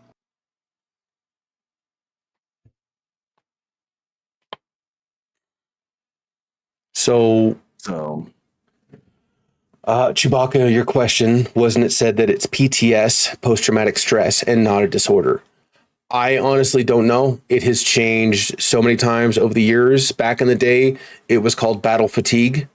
After that, it was shell shock. After that, it was what was the third one? There was a third iteration of it, but the final iteration, as far as I'm aware, is PTSD, post-traumatic stress disorder. And the problem is right now with mental health is it's an ever expanding. Go and look up the manual of mental illnesses, and it's like this, and it's constantly getting bigger, because what we're finding is every person, it's weird, but every person is different, and we deal with different levels of trauma. And I'm not going to sit here and compare my trauma with anyone else's. I'm not going to go back and forth, because it's not a competition. You don't get a medal or a trophy at the end of it. You just end up fucked up. But at the same time, we all deal with different levels of it. levels of PTS and when occurrence PTSD is ongoing. There you go. There's your clinical answer. Now, there was a question. There was a question from Nerdy in regards to relationships. And let me get the actual question here so I don't misspeak. I want to say it properly. Yeah, hang on. Is it easier or harder for a couple if both are military vets who saw combat? Is it easier or harder for a couple of military vets if one of us saw combat? I don't know, because I have never interacted with that. I will tell you right now, with my ex, she was a firefighter, and I'll tell you for a fucking fact, she was dealing with PTSD and had her own demons and stuff that she tried to work through. And we did not understand each other. Bottom line. Simple fact is, she dealt with things differently than I did. I dealt with my things differently. I found ways to work through my mental issues that did not work for her. And it was a point of contention in our relationship for a long time. It is not my place to speak on Lita's experiences, but I will tell you right now that communication is a two-way fucking street. And when it comes to PTSD, when it comes to dealing with the stressors and the triggers or activators, whatever the fuck you want to call them, you need to be able to look at your partner, whoever it is, and explain to them what you're going through and what you need from them. You need to be open and honest about the expectations in the relationship and your needs. If you can't do that, it doesn't matter what kind of person you are or what kind of relationship you have with the other. It's not gonna do well. So regardless of whether or not it's two veterans, regardless of whether or not it's a veteran and a civilian or a dependent, you need to be able to talk to each other. And I'm not going to sit here and tell you that you need to go and confront your fucking veteran spouse and say, talk to me, you need to tell me everything. Because I'll tell you right now, if you try to force anyone, any veteran or military member into anything, we are going to scream, kick, fight, and claw our way out of it. You will not force us into anything. And if you do, you are not going to enjoy the reaction you're going to get. Fight, flight, or freeze. And we don't freeze. That leaves two options. And you're not going to like either one. No, that's not true, because I freeze. What I do is I just shut the fuck down. You want to force me into talking about what's going on inside my head? I am going to revert to one-word answers, and you are going to get a very robotic. Yep. So, Nerdy, to expand on that a little bit, Sin brought up a point earlier in the discussion that you have hundreds of thousands of people that have deployed over to a combat area over the last 25 years, 24 years, whatever. But a very small percentage of that hundreds of thousands actually saw combat during that. It's between 7 to 8% of the military. So there's not a whole lot of data to be able to say one answer or the other to begin with. And then two, the likelihood that two people that are in a relationship saw and felt the exact same event is almost non-existent. So whereas somebody may have PTSD because they were there and they were scared of the idea that something could have happened, but nothing ever did, versus somebody's PTSD from having to stop the bleeding of their buddy that lost his leg due to an explosion, are so different that it would be hard for any two.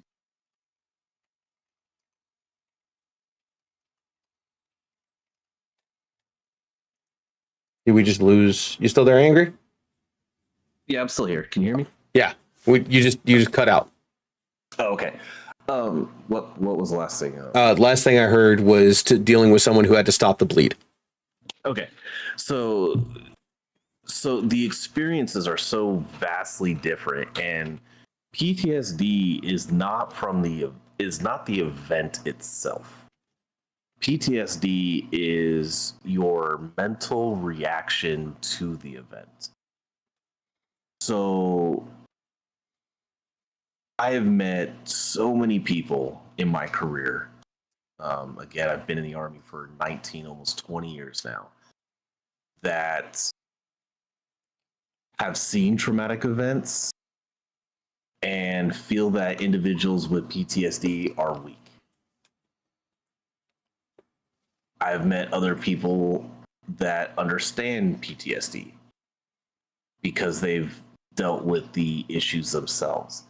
So while you would think that another military member would be able to understand a fellow military member's struggle, they can't all the time, because people react to traumatic events differently. So what a lot of people don't understand about PTSD is exactly what Angry is saying. PTSD is not dealing with the event. Everyone is trained and knows how to deal with the event. Is dealing with the after effects. Whether it's flashbacks, whether it's freezing, whether it's blackouts, whether it's rage, anger, depression, anxiety, TBIs, you never know. In a relationship, it comes back to communication, how someone wants to talk. So whether or not, I saw your question, not necessarily both combat vets, but just military members. The perception of each individual person is going to be different. The trauma of each individual person is going to be different. And the responses to said trauma is going to be different. We can sit here and what if until the cows come home. I don't have any cows. I don't have a home. I don't have a farm. But we can sit here and fucking try. Everyone is going to be different. Every single instance is going to be different. How one person perceives a traumatic event. Because I'll tell you right now, one of my most traumatic events in the military,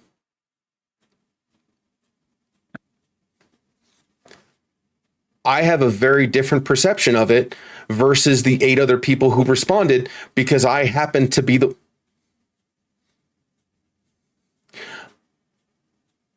So when I talk to them about that event, they don't have my perception at all. But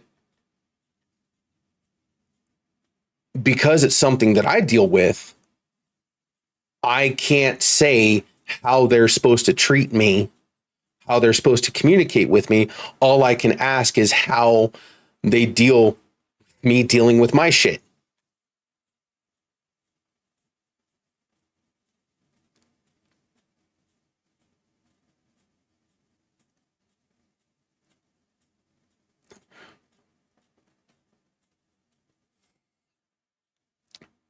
So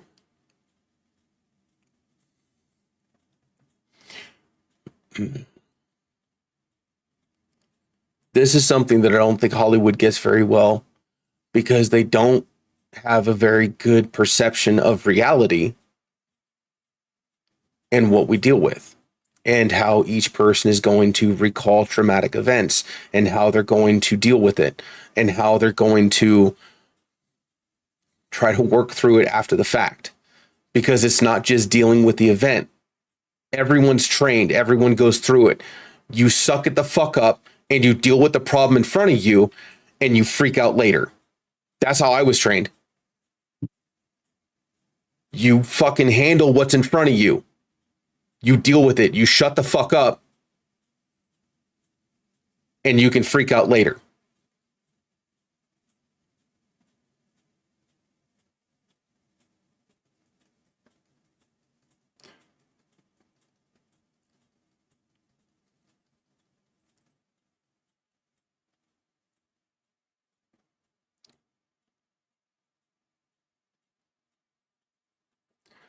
So I think it's very disingenuous of Hollywood to pretend and put actors on screen, but at the same time,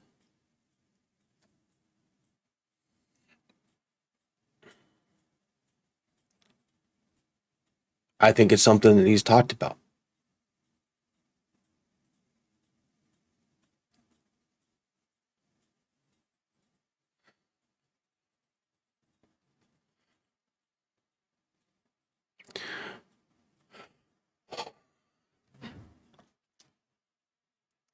So, It's what's up? I hate to do this, but I need to call it a night. I have to hour Complete. drive in the morning. Yeah, no worries, man. I know you got a life outside of all this, so please get out of here and get some rest. The army still owns my ass. Yeah, they still got a barcode on you. I got it. Yep. Go do your thing. Thank you for being a part of this. I'm about done with the conversation. I'm going to open it up to discussion. If you'd like to hang out in the comments, no big deal. Thank you for being here. I appreciate your time. Thank you for having me here. And if anybody has questions or whatever for me to answer later on, they can message me in Discord in your private message me on. Yes, if anyone has questions regarding recruitment inside the military, guess fucking what? This is the guy that I send everyone to in the Discord. That too. This is the person because he is the most current fountain of information that I have. People ask me questions about recruitment and I'm like, bro, I've been out for over a fucking decade. All my shit has fucking changed. Go talk to this guy. This is the fucking dude. If you have questions. For what is now called USARD. We're retarded. Say that. I'm really glad your mic cut out for that.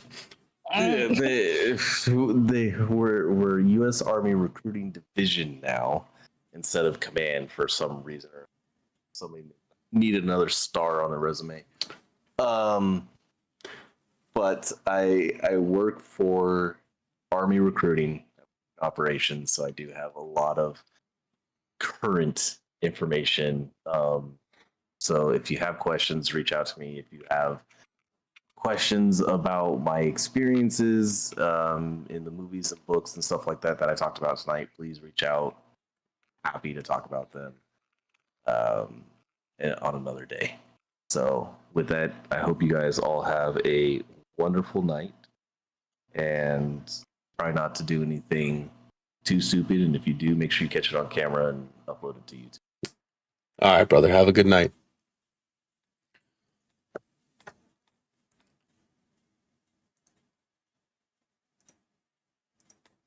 So I'm going to open the panel at this point. I know I've been talking for a while now, a lot longer than I was planning on. I'm going to open the panel to conversations and questions, whether it's about different movies, different TV shows, how I think they rank on realism, how I think they nail certain subjects.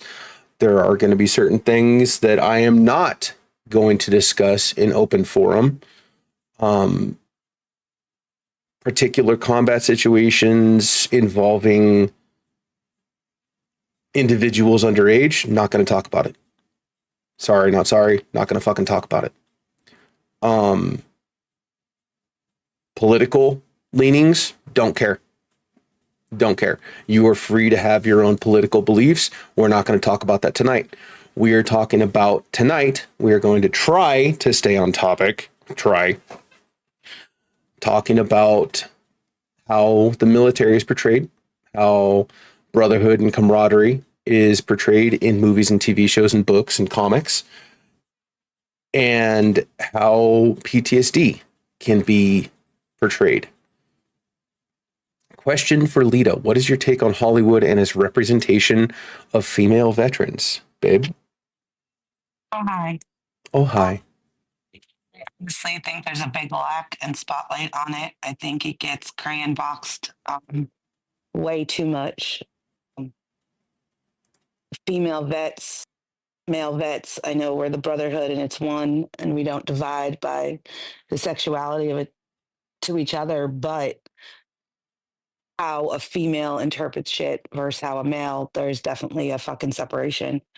And how it's portrayed is definitely more leaning toward the males um mindset and symptoms of and all that stuff, and it's definitely not the same. So I feel it's very much not looked into. It's not, they don't do a deep dive on it to see that. And I think it needs to be more portrayed. I mean, honestly, right now I think the only movie out there that I would say has done it the best would be the Megan Levy story, um and all of that. But even in that, all of her symptoms of PTSD and all that stuff was very more acquiesced to a males than it is to how it showcases in females. So, Lavender, your question, what's your take on G.I. Jane? Are you asking me or Lita? Or would you like both of our perspectives? Because I can almost guarantee that we're going to have different perspectives on it. And here's something that I will tell you about me and Lita. We're under the very firm understanding that we don't have to agree or see eye to eye on everything, but we do need to be able to communicate back and forth. Both. Okay, Lita, I mean, really, honestly, he knows I'm always right. So, Lita, what is your take on G.I. Jane, the film with Demi Moore and her being a SEAL candidate and going through the training and then eventually seeing combat? I think it was a very false narrative to the reality of what it's like being female and in the military and what we have to go through. And I get it, it's a movie, and I get it. They were making her a SEAL and they were making her, a female force to be reckoned with. But that is not the reality. That is not, no, it's not what it's like.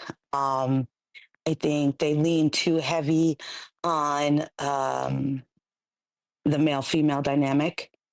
And yes, there are some really dark areas and some bullshit that females have to go through being female and in the military.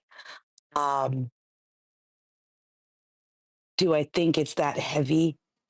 I can only speak on my experience, and no, it wasn't. Did I get fucking shit? Yeah, of course I did. Of course I did.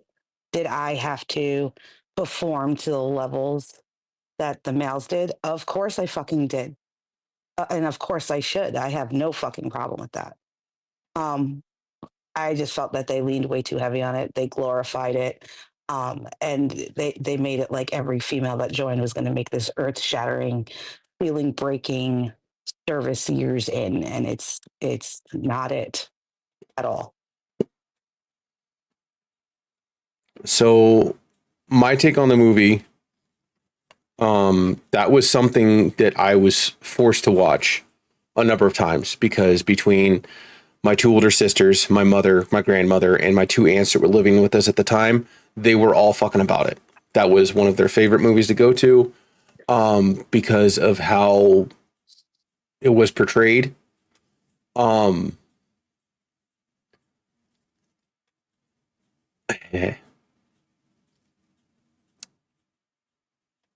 In the time where the movie was recorded, there was a number of scenes that after the fact irked me.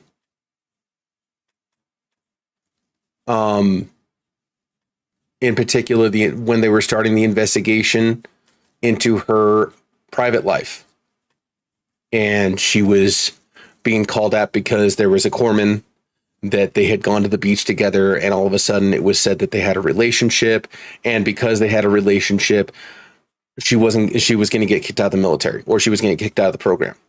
In reality, They don't fucking care. They never cared. Don't ask, don't tell. Nobody cared in the military. You know why Don't Ask, Don't Tell was repealed? Was so that people who were in a relationship like that could get insurance, could get on-base care, could get a whole bunch of things that other people in standard marriages were able to receive. Now, did it get blown out of fucking proportion? Of course it did. However, in reality, nobody cares. Nobody in the military cares what you do with your private time. You can fucking paint yourself red and pretend you're a fucking tow truck. Nobody cares. As long as it doesn't affect A, unit cohesion, B, health of the individual, and C, how you do your fucking job. As long as A, B, and C are perfectly fine, live your life. What you do on your private time is your private business. There was a number of scenes that, on one hand, yeah, that'd be something that a female would deal with. When she was put in the ocean for the first time and she was trying to fucking do her hair up, and the dude came by and booted her in the fucking waves, and you ain't got time to do your hair. Sorry, not sorry. You are going into a specialized combat rate. There are going to be expectations and behaviors that will be fucking observed.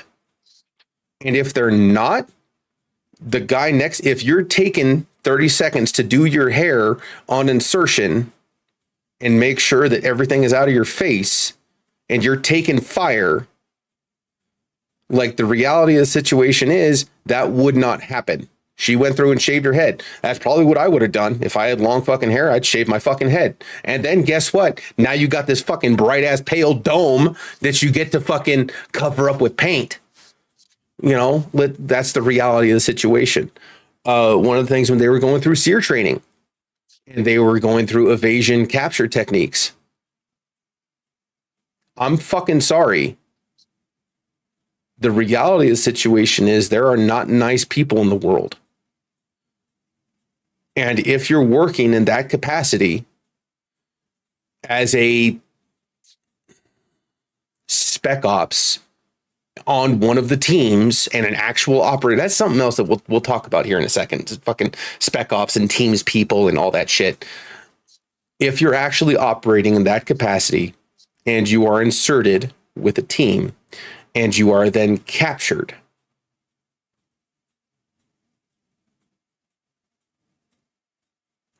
they're not going to treat you nicely. And it doesn't matter if you're male or female. And there's a reason that certain trainings are the way they are.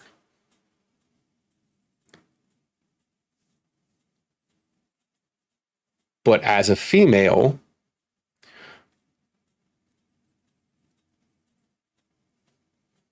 there are going to be other instances that can be a lot worse. Now, am I saying that women shouldn't serve? Of course not. Women can serve in every capacity. They are fucking physically capable of doing so. Do I think they should serve in every capacity? We can go back and again, this is getting into that what if scenario. I can sit here and play what if until the fucking cows come home. I don't have that kind of time, first of all. Second of all, I'm not going to stay on stream that long. That's why SEER schools are so hard. To a certain degree, it's to prep you for actually being in that environment. So guess the fuck what? They're going to not treat you very nicely. I have heard stories about guys going into SEER schools and coming out different fucking people because of what they went through. I have no idea. I have never been put in a SEER school. I don't know. I have no idea. I also know there's different fucking levels. Like, just being a dude that goes to a civilian SEER school, that's a lot different than being in the actual military and dealing with some of the things that those dudes fucking go through. But the reality of the situation is there are certain scenarios where if a female is in a certain situation, I wouldn't wish that on anyone. I also wouldn't wish it on a fucking dude. Because I'm sorry to fucking say, I'm gonna be crass. Dudes, we got holes too. And they will do whatever they can to make us fucking talk. Sorry, not sorry. So, G.I. Jane, is it real at the time? No, not at all. Would it be something that I would advocate for? If you can pass the requirements required to enter that fucking school, fucking get after it. By girl power, go for it. I don't think that any organization, whether that's SEALs, Rangers, SWCC, FBI, CIA, Secret Service, I don't think anyone should be changing the mandated requirements for anyone, regardless of gender. You want equality? Here's fucking equality. Across the board, this is the flat baseline of what is required. If you can fulfill those flat baseline requirements, let's do it. But when it comes to that movie, there are certain SWCC. Seriously? SWCC is the guys that drive the boats for the teams. They're like specialized, usually bosuns. They're the guys that always drive the boats. Usually they get made fun of because next to EOD, SWCC gets forgotten because they always stay with the boats. I went into the Navy I was going to be a SWCC. And then they found out that I don't swim very well. And they were like, yeah. Yeah, SWCC. SWCC. Look it up. I don't swim and I don't make dust clouds. But as of right now, I would like to open up the panel for anyone who has questions, whether you're asking questions in the chat or if you'd like to hop in the waiting room and ask questions about a certain TV show, movie, book. Yeah, no, Glock, that's how I feel about a lot of things. I don't care where you're from, what you look like, sound like, or act like, what you identify as, could not care less. Can you do the job? I want to make sure the person who's got my fucking back is going to be someone I trust. I don't care about anything else. I just want you to have my back. That's it. So all these movies, G.I. Jane in particular, is one that kind of pits women against men. There is this kind of underlying current of she's always getting pushed down. She's always getting pushed around. She's always on and on and on. No, Rebel, by all means, if you want to hop in the waiting room, I'll pull you up. But the conversation needs to be had about the baseline requirements. And sorry to say, there's some fucking insane requirements. I think was it the year before last or last year where there was the first female ranger? Yes, last year. A lieutenant that got in. Mm-hmm. And I believe she got through all the way. Yeah. So, yeah, she was the first ranger that was tabbed and scrolled. And I think the funny thing is that, like, you know, I'm a female vet, and I will tell you right now, I 100% back what Sin is saying. If you can't make the mandated requirements, then you just don't belong. And it's across the board. Whether you're male or female, you have to be able to do the mandated requirements. There's some men that can't do the mandated requirements. That's exactly what I was going to say. There's some females that can. There's a majority of us that can't. If you can, fucking right on. Go ahead, do it. Get it. Even if you're a dude, if you can't meet the mandated baseline requirements, fucking sorry, you don't deserve to be in that school. What is up, Rebel Racer? How are you doing this evening? Thank you so much for dropping in. I am doing good, man. How y'all doing? Oh, you know, making it one way or the other. So we are discussing military and how they are portrayed in Hollywood. Some of the brotherhood, the camaraderie, the lighthearted moments, the gallows humor that slightly gets touched on in some movies, but also how PTSD is portrayed. What is your question? What is your statement? What is your stance on how Hollywood does when it comes to all these issues? So I used to absolutely hate it. And then I'll say one of the movies that changed it is not, it's a phenomenal movie, but people don't really talk about it that much. But that was 13 Hours. Bruh. Ah, yeah. That's, yeah. Okay. Mhm. So I've got, okay. Okay. So what's something you like about the movie? I actually like the banter between them. So for anyone who's unaware, here we go. Hang on. This is the movie we're talking about. 13 Hours, The Secret Soldiers of Benghazi. It was an incident that went down, talking about a number of private contractors who were working in a, shall we say, redacted manner. Everything's public about it. Yeah, now it's public. But basically, what went down September 11th, 2012, a number of, shall we say, insurgents, militants. Right here. Hang on. September 11th, 2012, Islamic militants attacked the U.S. consulate in Benghazi, Libya, killing Ambassador J. Christopher Stevens and Sean Smith, an officer of the Foreign Office. Stationed less than 1 mile away are the members of the Annex security team, former soldiers assigned to protect operatives and diplomats in the city. As the assault rages on, the 6 men engage the combatants in fierce firefight to save the lives of the remaining Americans. Basically, a consulate was attacked. There was an ambassador that was killed, and then the militants moved to a secondary facility where the Annex security team was trying to hold them off, and they held them off for 13 hours. Now, there's a whole bunch of stuff that happened behind the scenes, regardless of how you feel politically, because we're not going to talk about politics tonight. There was a whole bunch of stuff that went down behind the scenes with then Secretary of State Hillary Clinton. We're not going to talk about politics. However, they were basically left for dead by our own government because reasons. And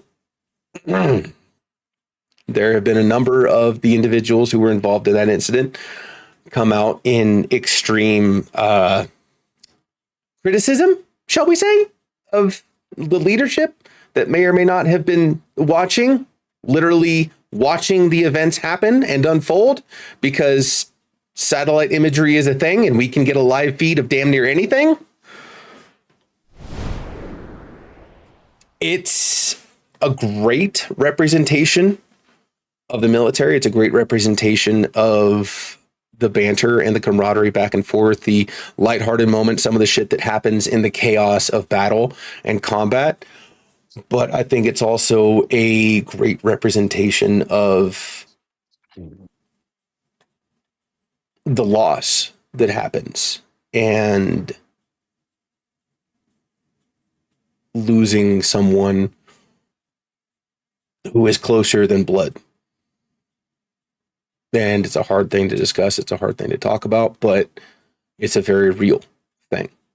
So I was going to say, speaking on that point, there's one scene particular with the loss when they roll Roan off the building and John Krasinski's character, Silva, just starts screaming because he knows there's nothing he can do.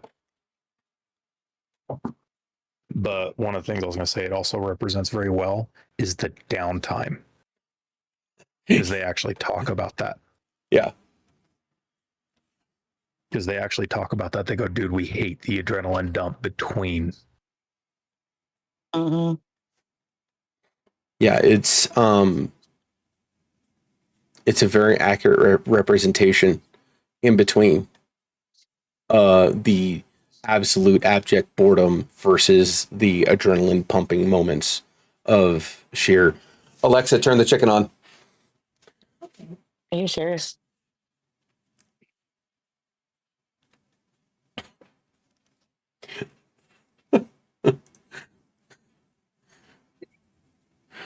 So anyways, what do you think is a movie that, or TV show,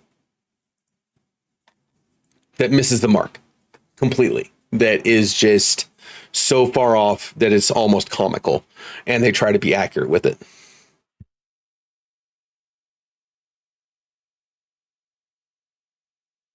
Was it it was a show, I have to find it now. It was about three brothers in the army, and the first pilot episode was so bad that it was funny, but I hated it as far as for accuracy. But then they listened to veterans and actually like fixed their uniforms, got haircuts, stuff like that. But it was so bad. I'm trying to remember the name of it now. Was it a show? Yeah, it was a TV show. Enlisted? Yes, Enlisted. Thank you. A single camera comedy about three brothers in the military assigned to a small Florida Army base. 2014.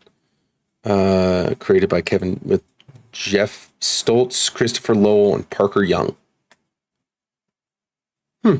Interesting. So a show, hilarious, but yeah, a show that was so bad that it was laughable, but then turned it around. yes. Within the first few episodes of, they actually listened to military veterans and went, "Okay, we're gonna fix ourselves." Glock, we already covered the Hurt Locker. It's absolutely horrendous. Just everything about that movie just hurts. There's reason it's named the Hurt Locker. It is painful to watch. It's literally it's bad. Ronan Faye Jarhead. Jarhead.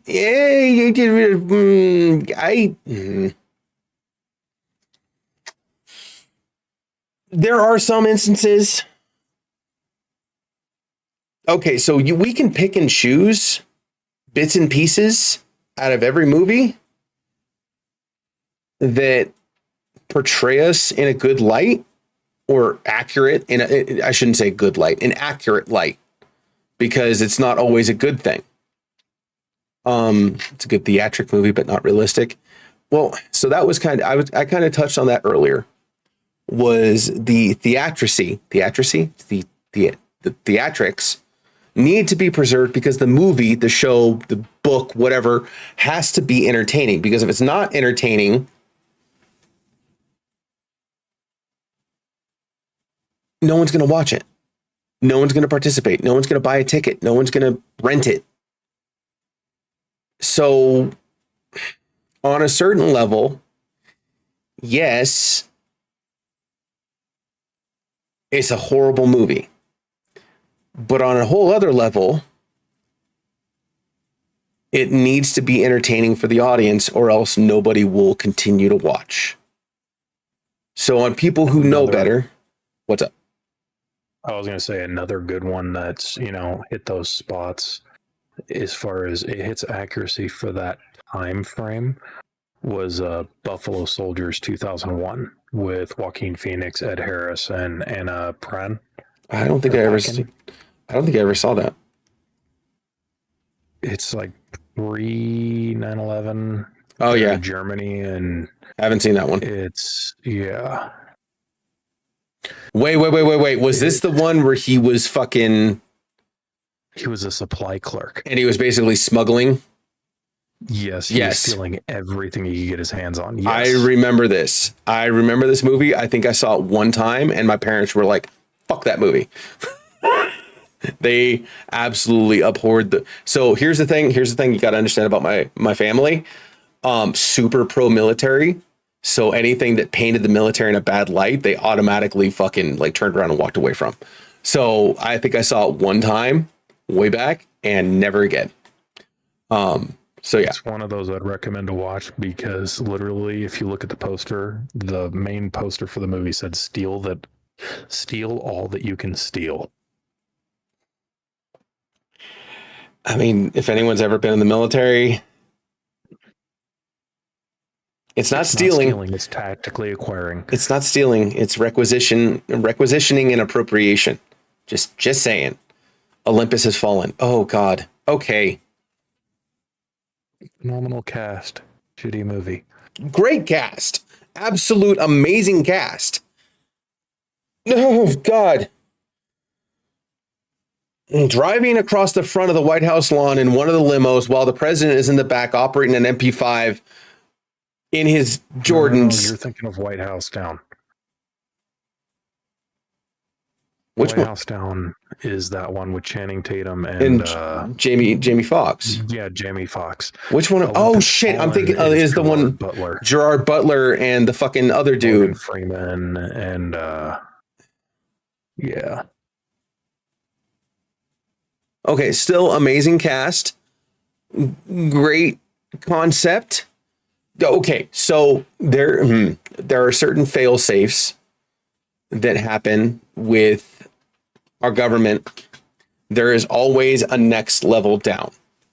There's always someone who is able to pick up the slack if shit hits the fan. If our president is ever put in that kind of situation, he is not going to be making calls. Like, as soon as you become blackmailable and we're aware of it, you're not going to hold that office. Just saying. And that goes for anyone with a clearance. I will tell you right now, I held not a top secret clearance, but I held a top secret clearance. And if at any point any of my family members went into financial ruin and it was public knowledge, I would lose my rate. I would have got redesignated into something else where I would not be in charge of what I was. Now imagine that as the president of the United States. Come the fuck on. I was a no-name E4 nobody, and they were watching me. I'm just saying. So accuracy, a little bit in right field. Just a skosh. Again, it has to be entertaining for the audience or else they're not going to watch. Opinion on The Terminal List by Jack Carr. Okay. I have my own feelings about Jack Carr. I think he is an incredible author. I think he is an amazing individual. Do you guys know the story of Jack Carr? Rebel, Lita? Oh, Rebel, Lita's gone. I read his book, yeah. I haven't read it. I haven't seen a lot of his stuff. I know I do like the TV series they did. I think it should have been a movie, though, not a TV series.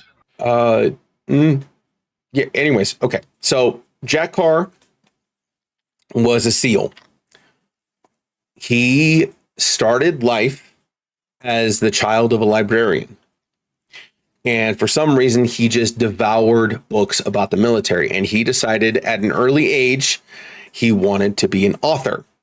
Now, he wanted to be an author about the military and about SEALs. So he decided at an early age, if he was going to write about these experiences and for it to be accurate, he had to be in one of the most elite units you can find. What is one of the most elite units you can find? SEALs.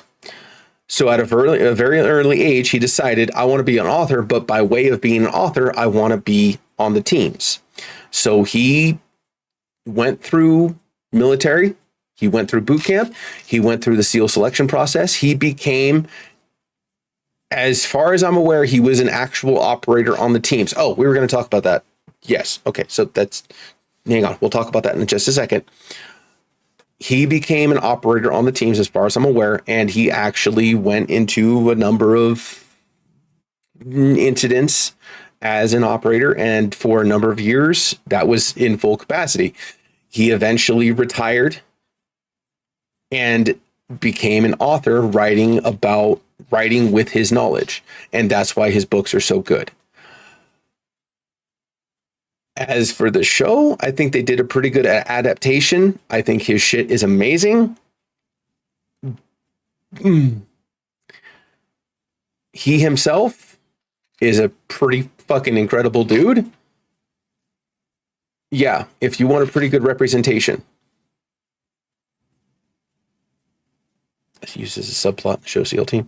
So SEAL Team, I have no idea. I don't think I've seen the show. I have no idea. I have no stance on it. I have no idea. I can actually answer that because I've watched it all because I enjoyed it. Because one of the actors in it and producers is Tyler Gray, who's former Delta.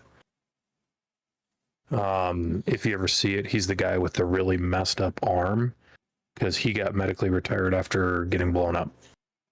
But him and AJ Buckley were in it with David, whatever his name is from Bones. And they did a good job keeping politics out of it and focusing on the SEALs in their lives of operating and home. It's a show? Yes, it's called SEAL Team. Drama series. Oh, it's on. Okay. Yeah. Gotcha.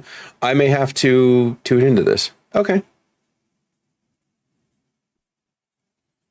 I will see if I can. It's Paramount They do Plus. a really good job of covering everything you actually talk about, from PTS to loss, traumatic brain injury, stuff like that. Gotcha. Okay, so getting back to SEAL teams and actual operatives, quote unquote, people who are actually on the ground operating, you guys have no idea how big their support structure is. The amount of people who do the work never get talked about. You only see the fucking 4, 6, 8-man team that goes in and is actually fucking doing work. Quig, thank you so much for the membership. I appreciate you. Welcome in. You're now officially part of the new and improved Sin Squad. Thank you so much. The actual support structure, it's just like movies. All you see is the actors on screen. So the 2, 3 people you see on scene, you don't see the guy behind the camera. You don't see the guy behind the boom mic. You don't see the guy that's holding up fucking cue cards. You don't see the guy that's organizing the wires. You don't see the food van. You don't see anything that's happening behind the scenes. All you see is the 2 people on scene. There are so many more people who are involved. That are never even talked about. All you see is the 2 people on screen. Same goes for SEAL teams. So when someone says, I'm on the teams, first of all, no, the fuck you're not. Because nobody who's actually on the teams says that. Second, the fuck of all, I'm on the teams means you could be an armorer and you worked on a SEAL's gun. I've done that. I was on the teams. Ooh. No. First of all, no, the fuck you're not. Second, the fuck of all,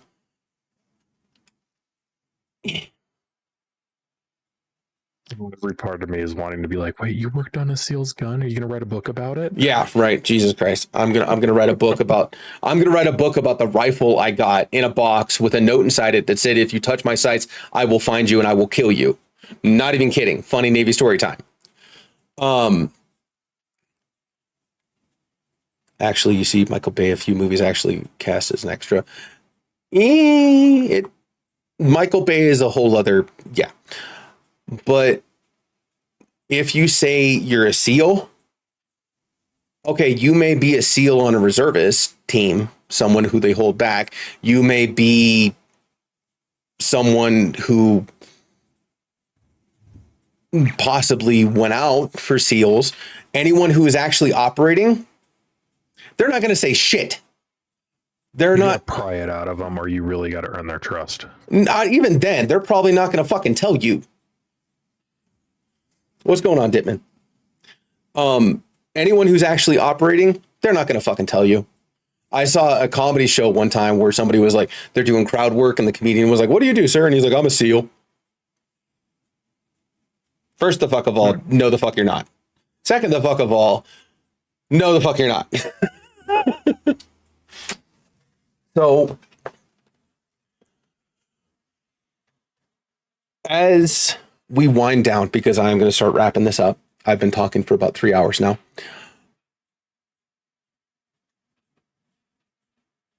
I think Hollywood and the media in general can sometimes shed good light on some of the things we deal with as military members. I think they can do a lot better job of portraying some of the things we deal with, whether it's mentally, physically, or as a unit together. I think they do a fairly good job of portraying the camaraderie and the togetherness, because it is a brotherhood. It's something that not a lot of people understand, because not a lot of people are able to do it. It is an honor and a privilege to serve. And people seem to forget that behind the uniform is an actual person with their own wants, needs, desires, and problems. And I think Hollywood really does do a shit job of explaining the stressors on top of being in the military, the society that we're a part of. So I think in rounding this down, I think something that people need to keep in mind when they're watching a movie or a TV show or reading a book is that it's for entertainment. And the reality is a lot darker. And while certain things are hard to ignore as a military member or a veteran, the reality of the situation is that we're happy that you don't understand some things. We're happy that you are oblivious to some of the darker parts of our life. And yes, sometimes watching someone operate a weapon system is just painful. Absolutely painful to watch.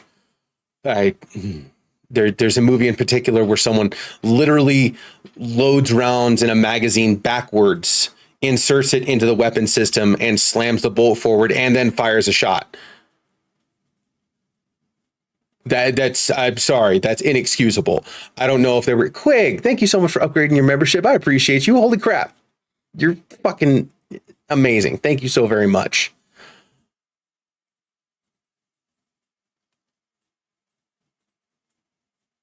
I completely lost my train of thought.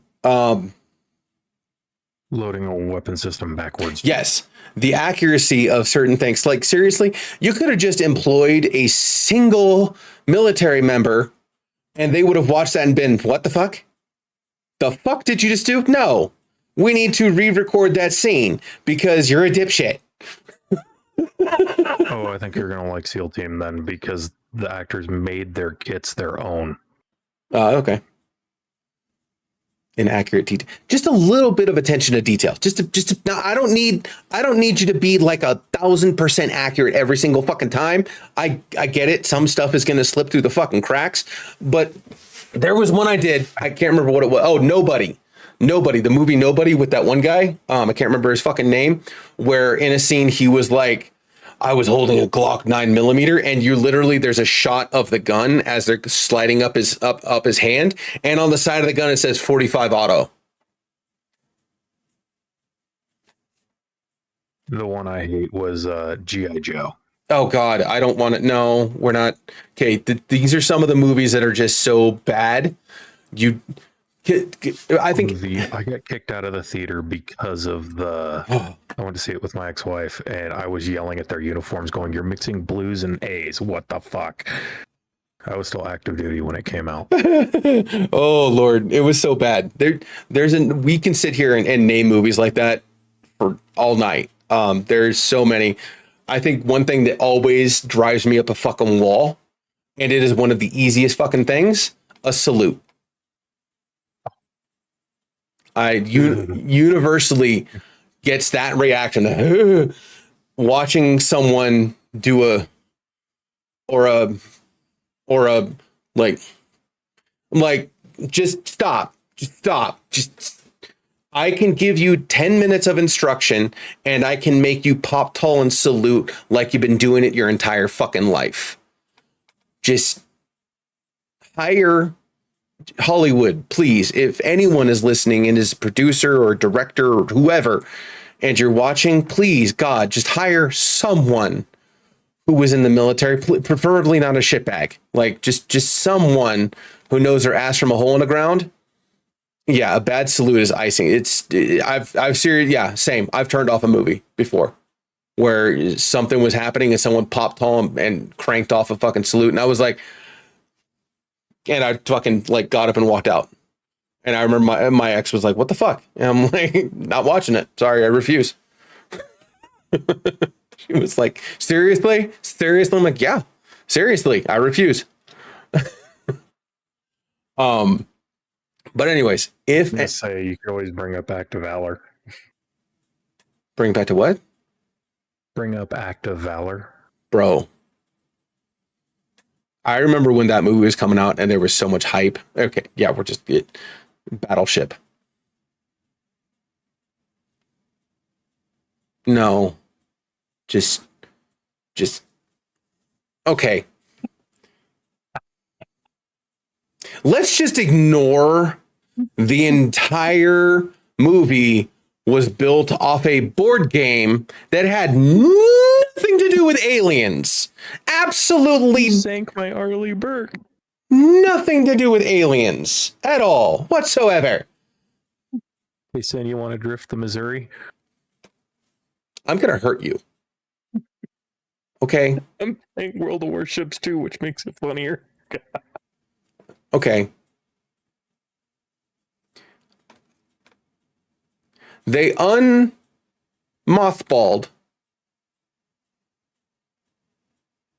a World War II vessel in less than a day. Missouri served in Persian Gulf. Yes. Hang on. Yes, USS Missouri fired the first shots of the Persian Gulf War.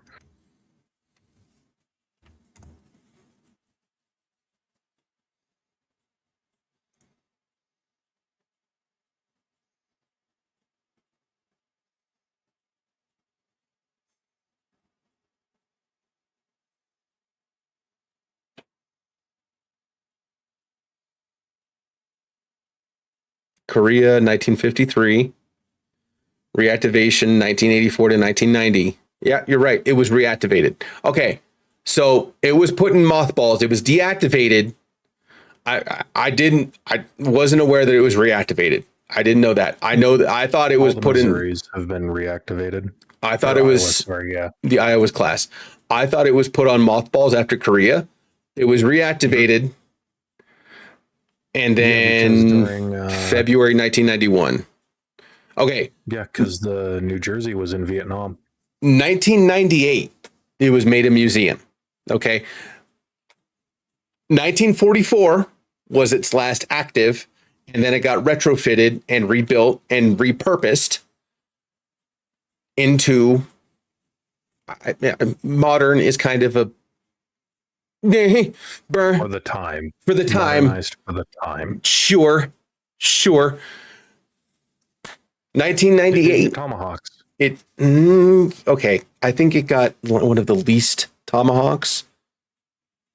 They also got CRAM. Or CWIS. Only Persian Gulf in March 21st. Okay. But again, it was turned into a museum piece. What you guys know as a museum piece, that means all the guns, all the mechanisms were removed, the cannons were plugged, the on and on and on. Like, this is not a small undertaking that they just, we're gonna fucking retrofit in less than a day. Let's not forget the dudes that they fucking had working with them supposedly were World War II and Korea veterans. Arlie Ermy. Okay, we're getting okay. Just hang on. The whole movie was just ridiculous. I'm fucking sorry. It's just bad. It's just bad. It's just, I don't want to. The best part The of that movie was uniforms. the opening scene when he gets tased, giving the girl the burrito. That was the only good part. Was the break-in. I feel that was slightly accurate. That was one of the most slightly accurate parts of the movie, was getting drunk off his ass and breaking into a burrito place like a fucking raccoon. A gas station. A gas station. Get a My bad. microwave burrito. Yeah. And getting the burrito, and a monster, and then getting tased by the police. Yeah, that was probably the most accurate part of that entire movie, was getting drunk off his ass and doing that. So, yeah.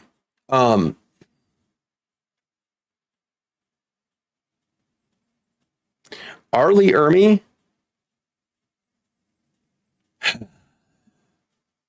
He was, Arlie Ermy was an E5 in the Marine Corps,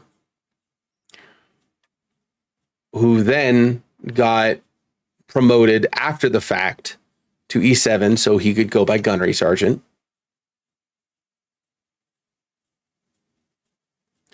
I think Arlie Ermy was one of the best recruiting tools for the Marine Corps that they ever fucking had. Full Metal Jacket was one of the best recruiting tools the Marine Corps ever fucking had. Now, is it accurate?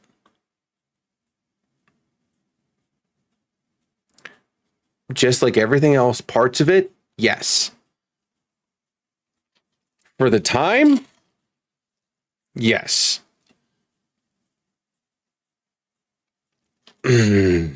Vietnam is one of those conflicts that I think changed the way our society perceived the military, simply because of the way it was portrayed through the media.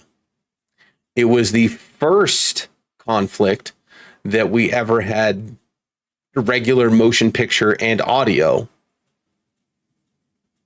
World War II, like, we can go back and forth, but that you're talking about dudes on tripods that look like it was, like, Vietnam was one of the first times that we had reporters on the ground who were getting involved in conflicts and getting first-person reports, on top of, we didn't really have a good morale standing in Vietnam at all.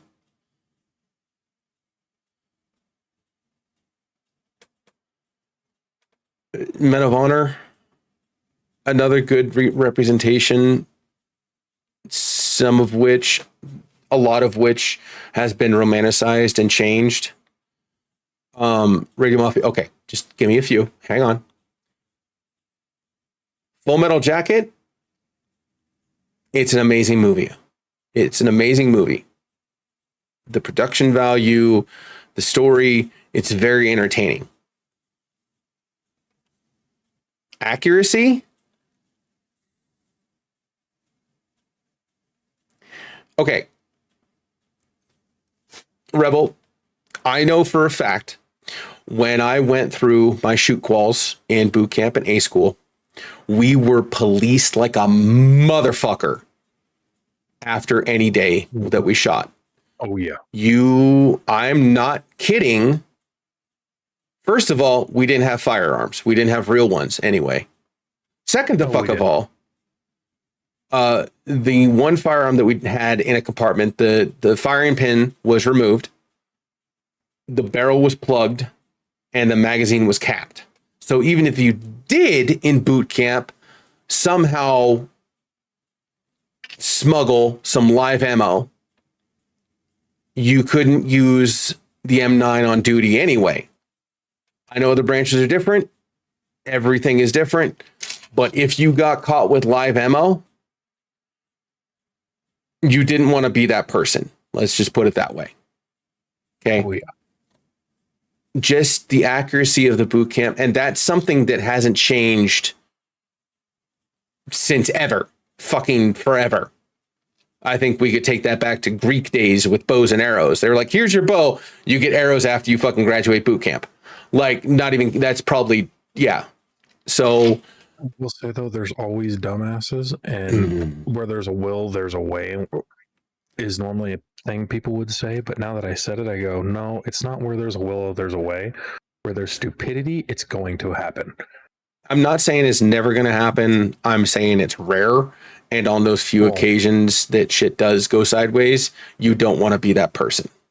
I mean, this is probably one of the most, like, from my basic training class, it happened a few cycles before me, but it was still just one of the most fucked up things that could happen at basic.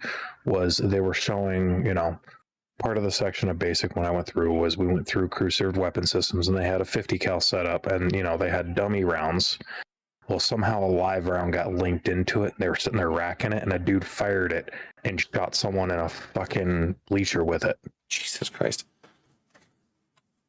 So it happens. It happens. It happens. Accidents happen. Shit happens. It happens. I'm not going to say it doesn't. It's not common. And if it does happen, you don't want to be that person. Now, Men of Valor. It's a great story. It's a great representation of that person's, that individual's life. A whole bunch of the details got romanticized and grandiosed up. He did lose his leg and continued diving, by the way. Yes. Yes, he did. He was one of the first individuals Carl Bashir, yes. He was one of the first individuals who underwent the loss of a limb, but also stayed in the military in full capacity. There have been more individuals, and it became a more common theme, but it is rare. And you want to talk about some hard motherfuckers. Like, the military does not want to keep you, and you want to stay in. Roy Benavidez. The real Rambo. Go and look up that motherfucker, Roy Benavidez. Again, the military wants to kick you out, and you said no repeatedly. You literally fought them tooth and nail to stay in. It's a whole thing. Lioness, never seen it. Never walk again. It's got Zoe, whatever her name is, Gamora. Never seen it. I've heard good things about it. I don't know about the realism. I don't know about the accuracy. I would have to watch it myself. Now, getting back to Men of Honor, again, I think it's dramatized, and Hollywooded up to make it tolerable for the audience. I think did a great job. Good Morning Vietnam with Robin Williams. You can find interviews of that DJ. The only part of that movie that is accurate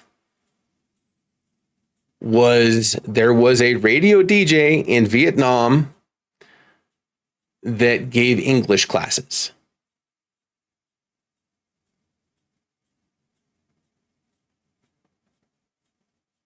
Everything else is made up.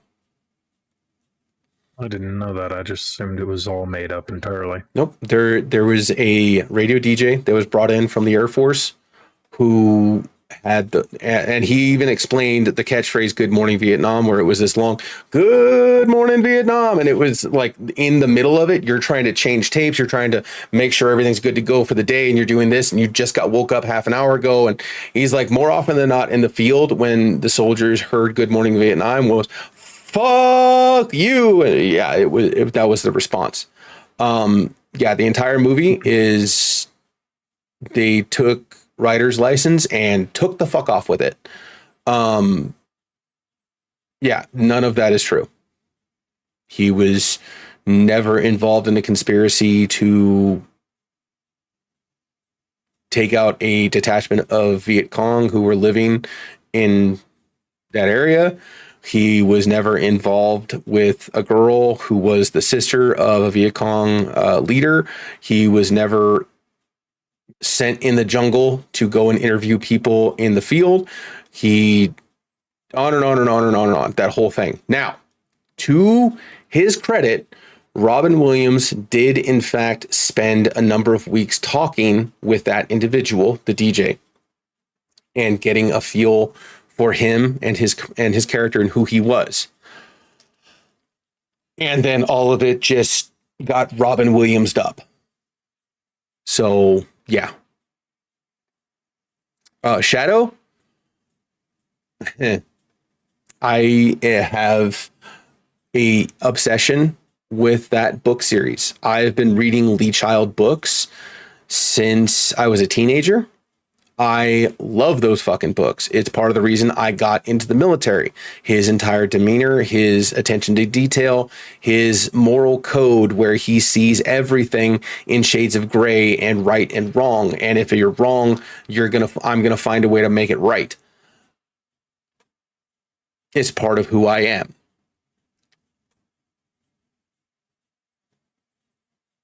Accuracy?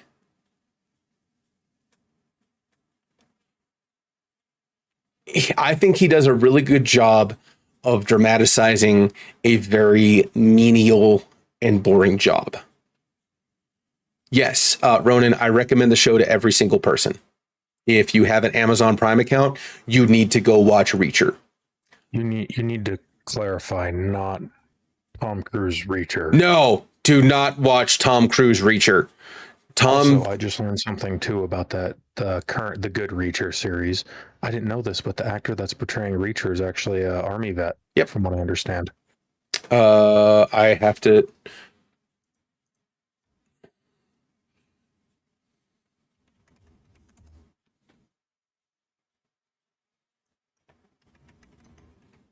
Actually, no.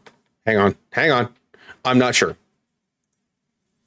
As far as I know, retired U.S. Air Force Chief Master Sergeant. There you go. He is the son of Vicki Richardson, and his dad was David Richardson, a retired U.S. Air Force Chief Master Sergeant. He is the second of three sons. Blah, blah, blah, blah. Granted film music scholarship. He attended college but dropped out because he didn't feel fulfilled. He went to Los Angeles, where he worked as a model. From 1999 to 2003, he attended Okaloosa Walton Community College, a dual enrollment student, then graduated Associate of Arts degree. He was a member of the Fine Arts Division of Sound Stations and Magical Singers. He was a model. He was in television. He has never been in the military. Oh. His dad was a Chief Master Sergeant in the Air Force. He himself has never been in the military. However, Reacher is an absolutely incredible show, and I recommend that series to everyone. Do not watch the movies. Do not watch the movies. They are fucking terrible. Yes. The show? What was the guy's name again from Reacher? Alan Ritchson? Yeah. Yeah, anything he's in is downright awesome or hilarious. Yeah, he was also in that one movie with Henry Cavill, the Department of Ungentlemanly Warfare. Absolutely amazing movie for entertainment value. Not accurate at all. Yeah, the movies. Sorry, you said that, and the movie that came to my head as soon as you said Henry Cavill was The Man from U.N.C.L.E. Oh God, yeah. It's a good movie. It's a really good movie. Not accurate at all. Reacher, for accuracy to the military, I would give it like a 6 or a 7 out of 10. For entertainment value, it's like a fucking 12 out of 10.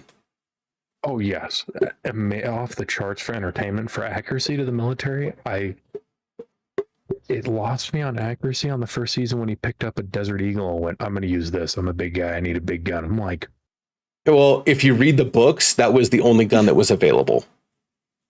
Yeah, they do a very. So I don't know. I just meant like for military accuracy. For military accuracy, nobody wants to shoot a Desert Eagle as a daily carry. That's not a daily carry gun. However, in the books, Reacher is a huge fucking dude, and you can't even tell that he would be carrying that motherfucker concealed. However, repeatedly shooting a 50 AE pistol, I don't care how big you are, it's gonna fucking hurt. So, well, no, it won't hurt because it's gonna jam on you. I don't know. Desert Eagle makes some good. Okay, we're getting severely off topic now. In closing, because I've been sitting here talking for an extra 20 minutes when I was talking about ending it.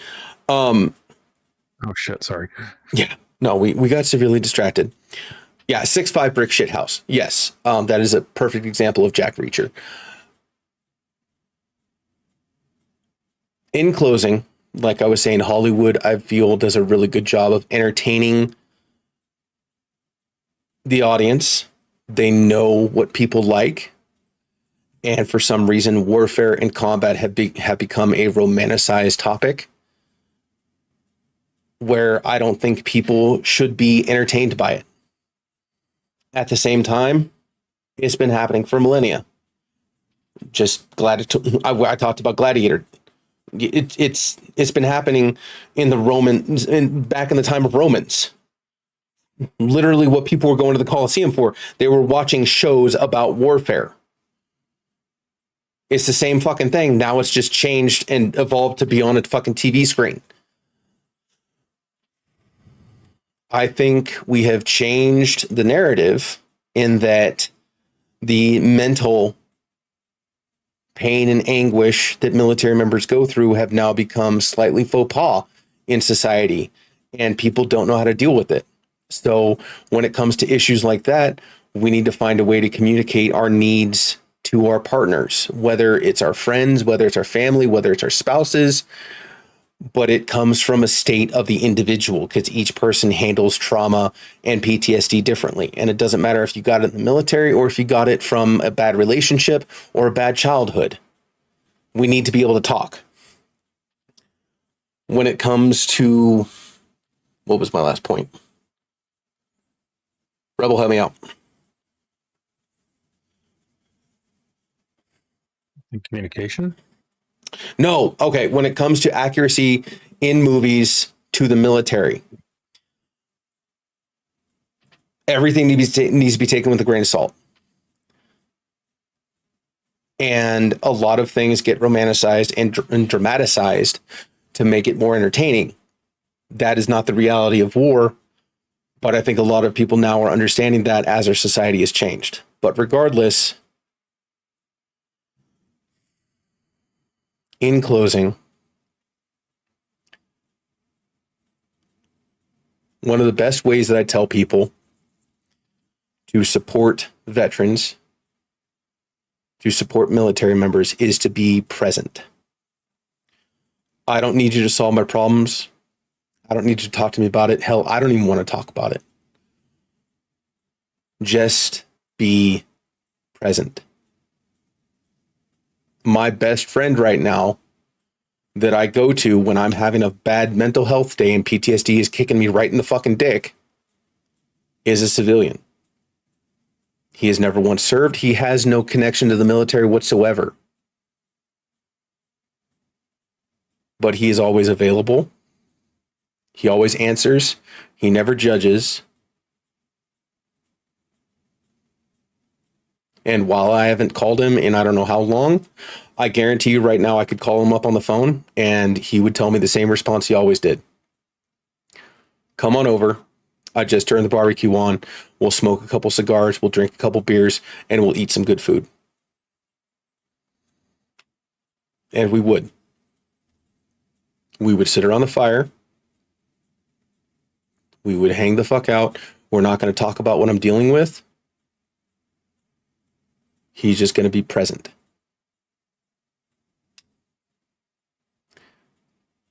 If you want to help a veteran, a military member, someone who has dealt with PTSD, whether it's law enforcement, fire department, first responder, nurse, doctor, doesn't matter.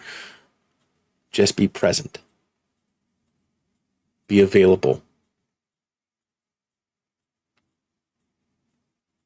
Thank you for being here tonight. Hopefully y'all enjoyed. I'm going to be ending the stream. So for everyone, please say goodnight to Rebel. Thank you for him to step in and have this conversation.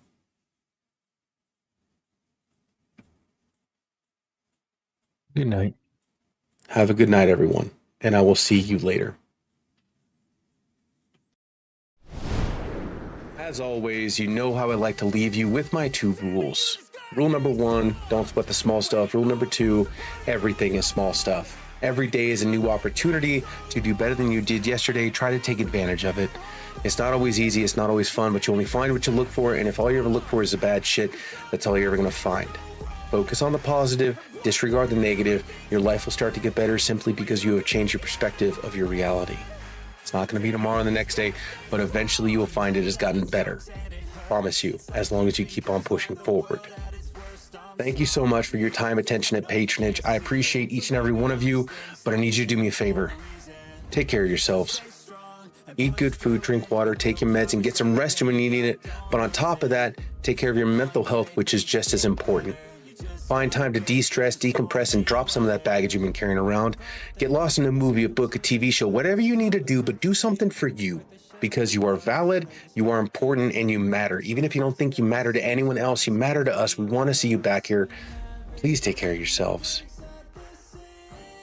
Thank you for being a part of this community. Have a good night, and tomorrow, try to have a nice day. I did it again. I play with you. Fucking cat! God! Hang on, I'm gonna get away from this landmine. Oh God, vulture! No, no, vulture! Fuck off! Ha! I lived.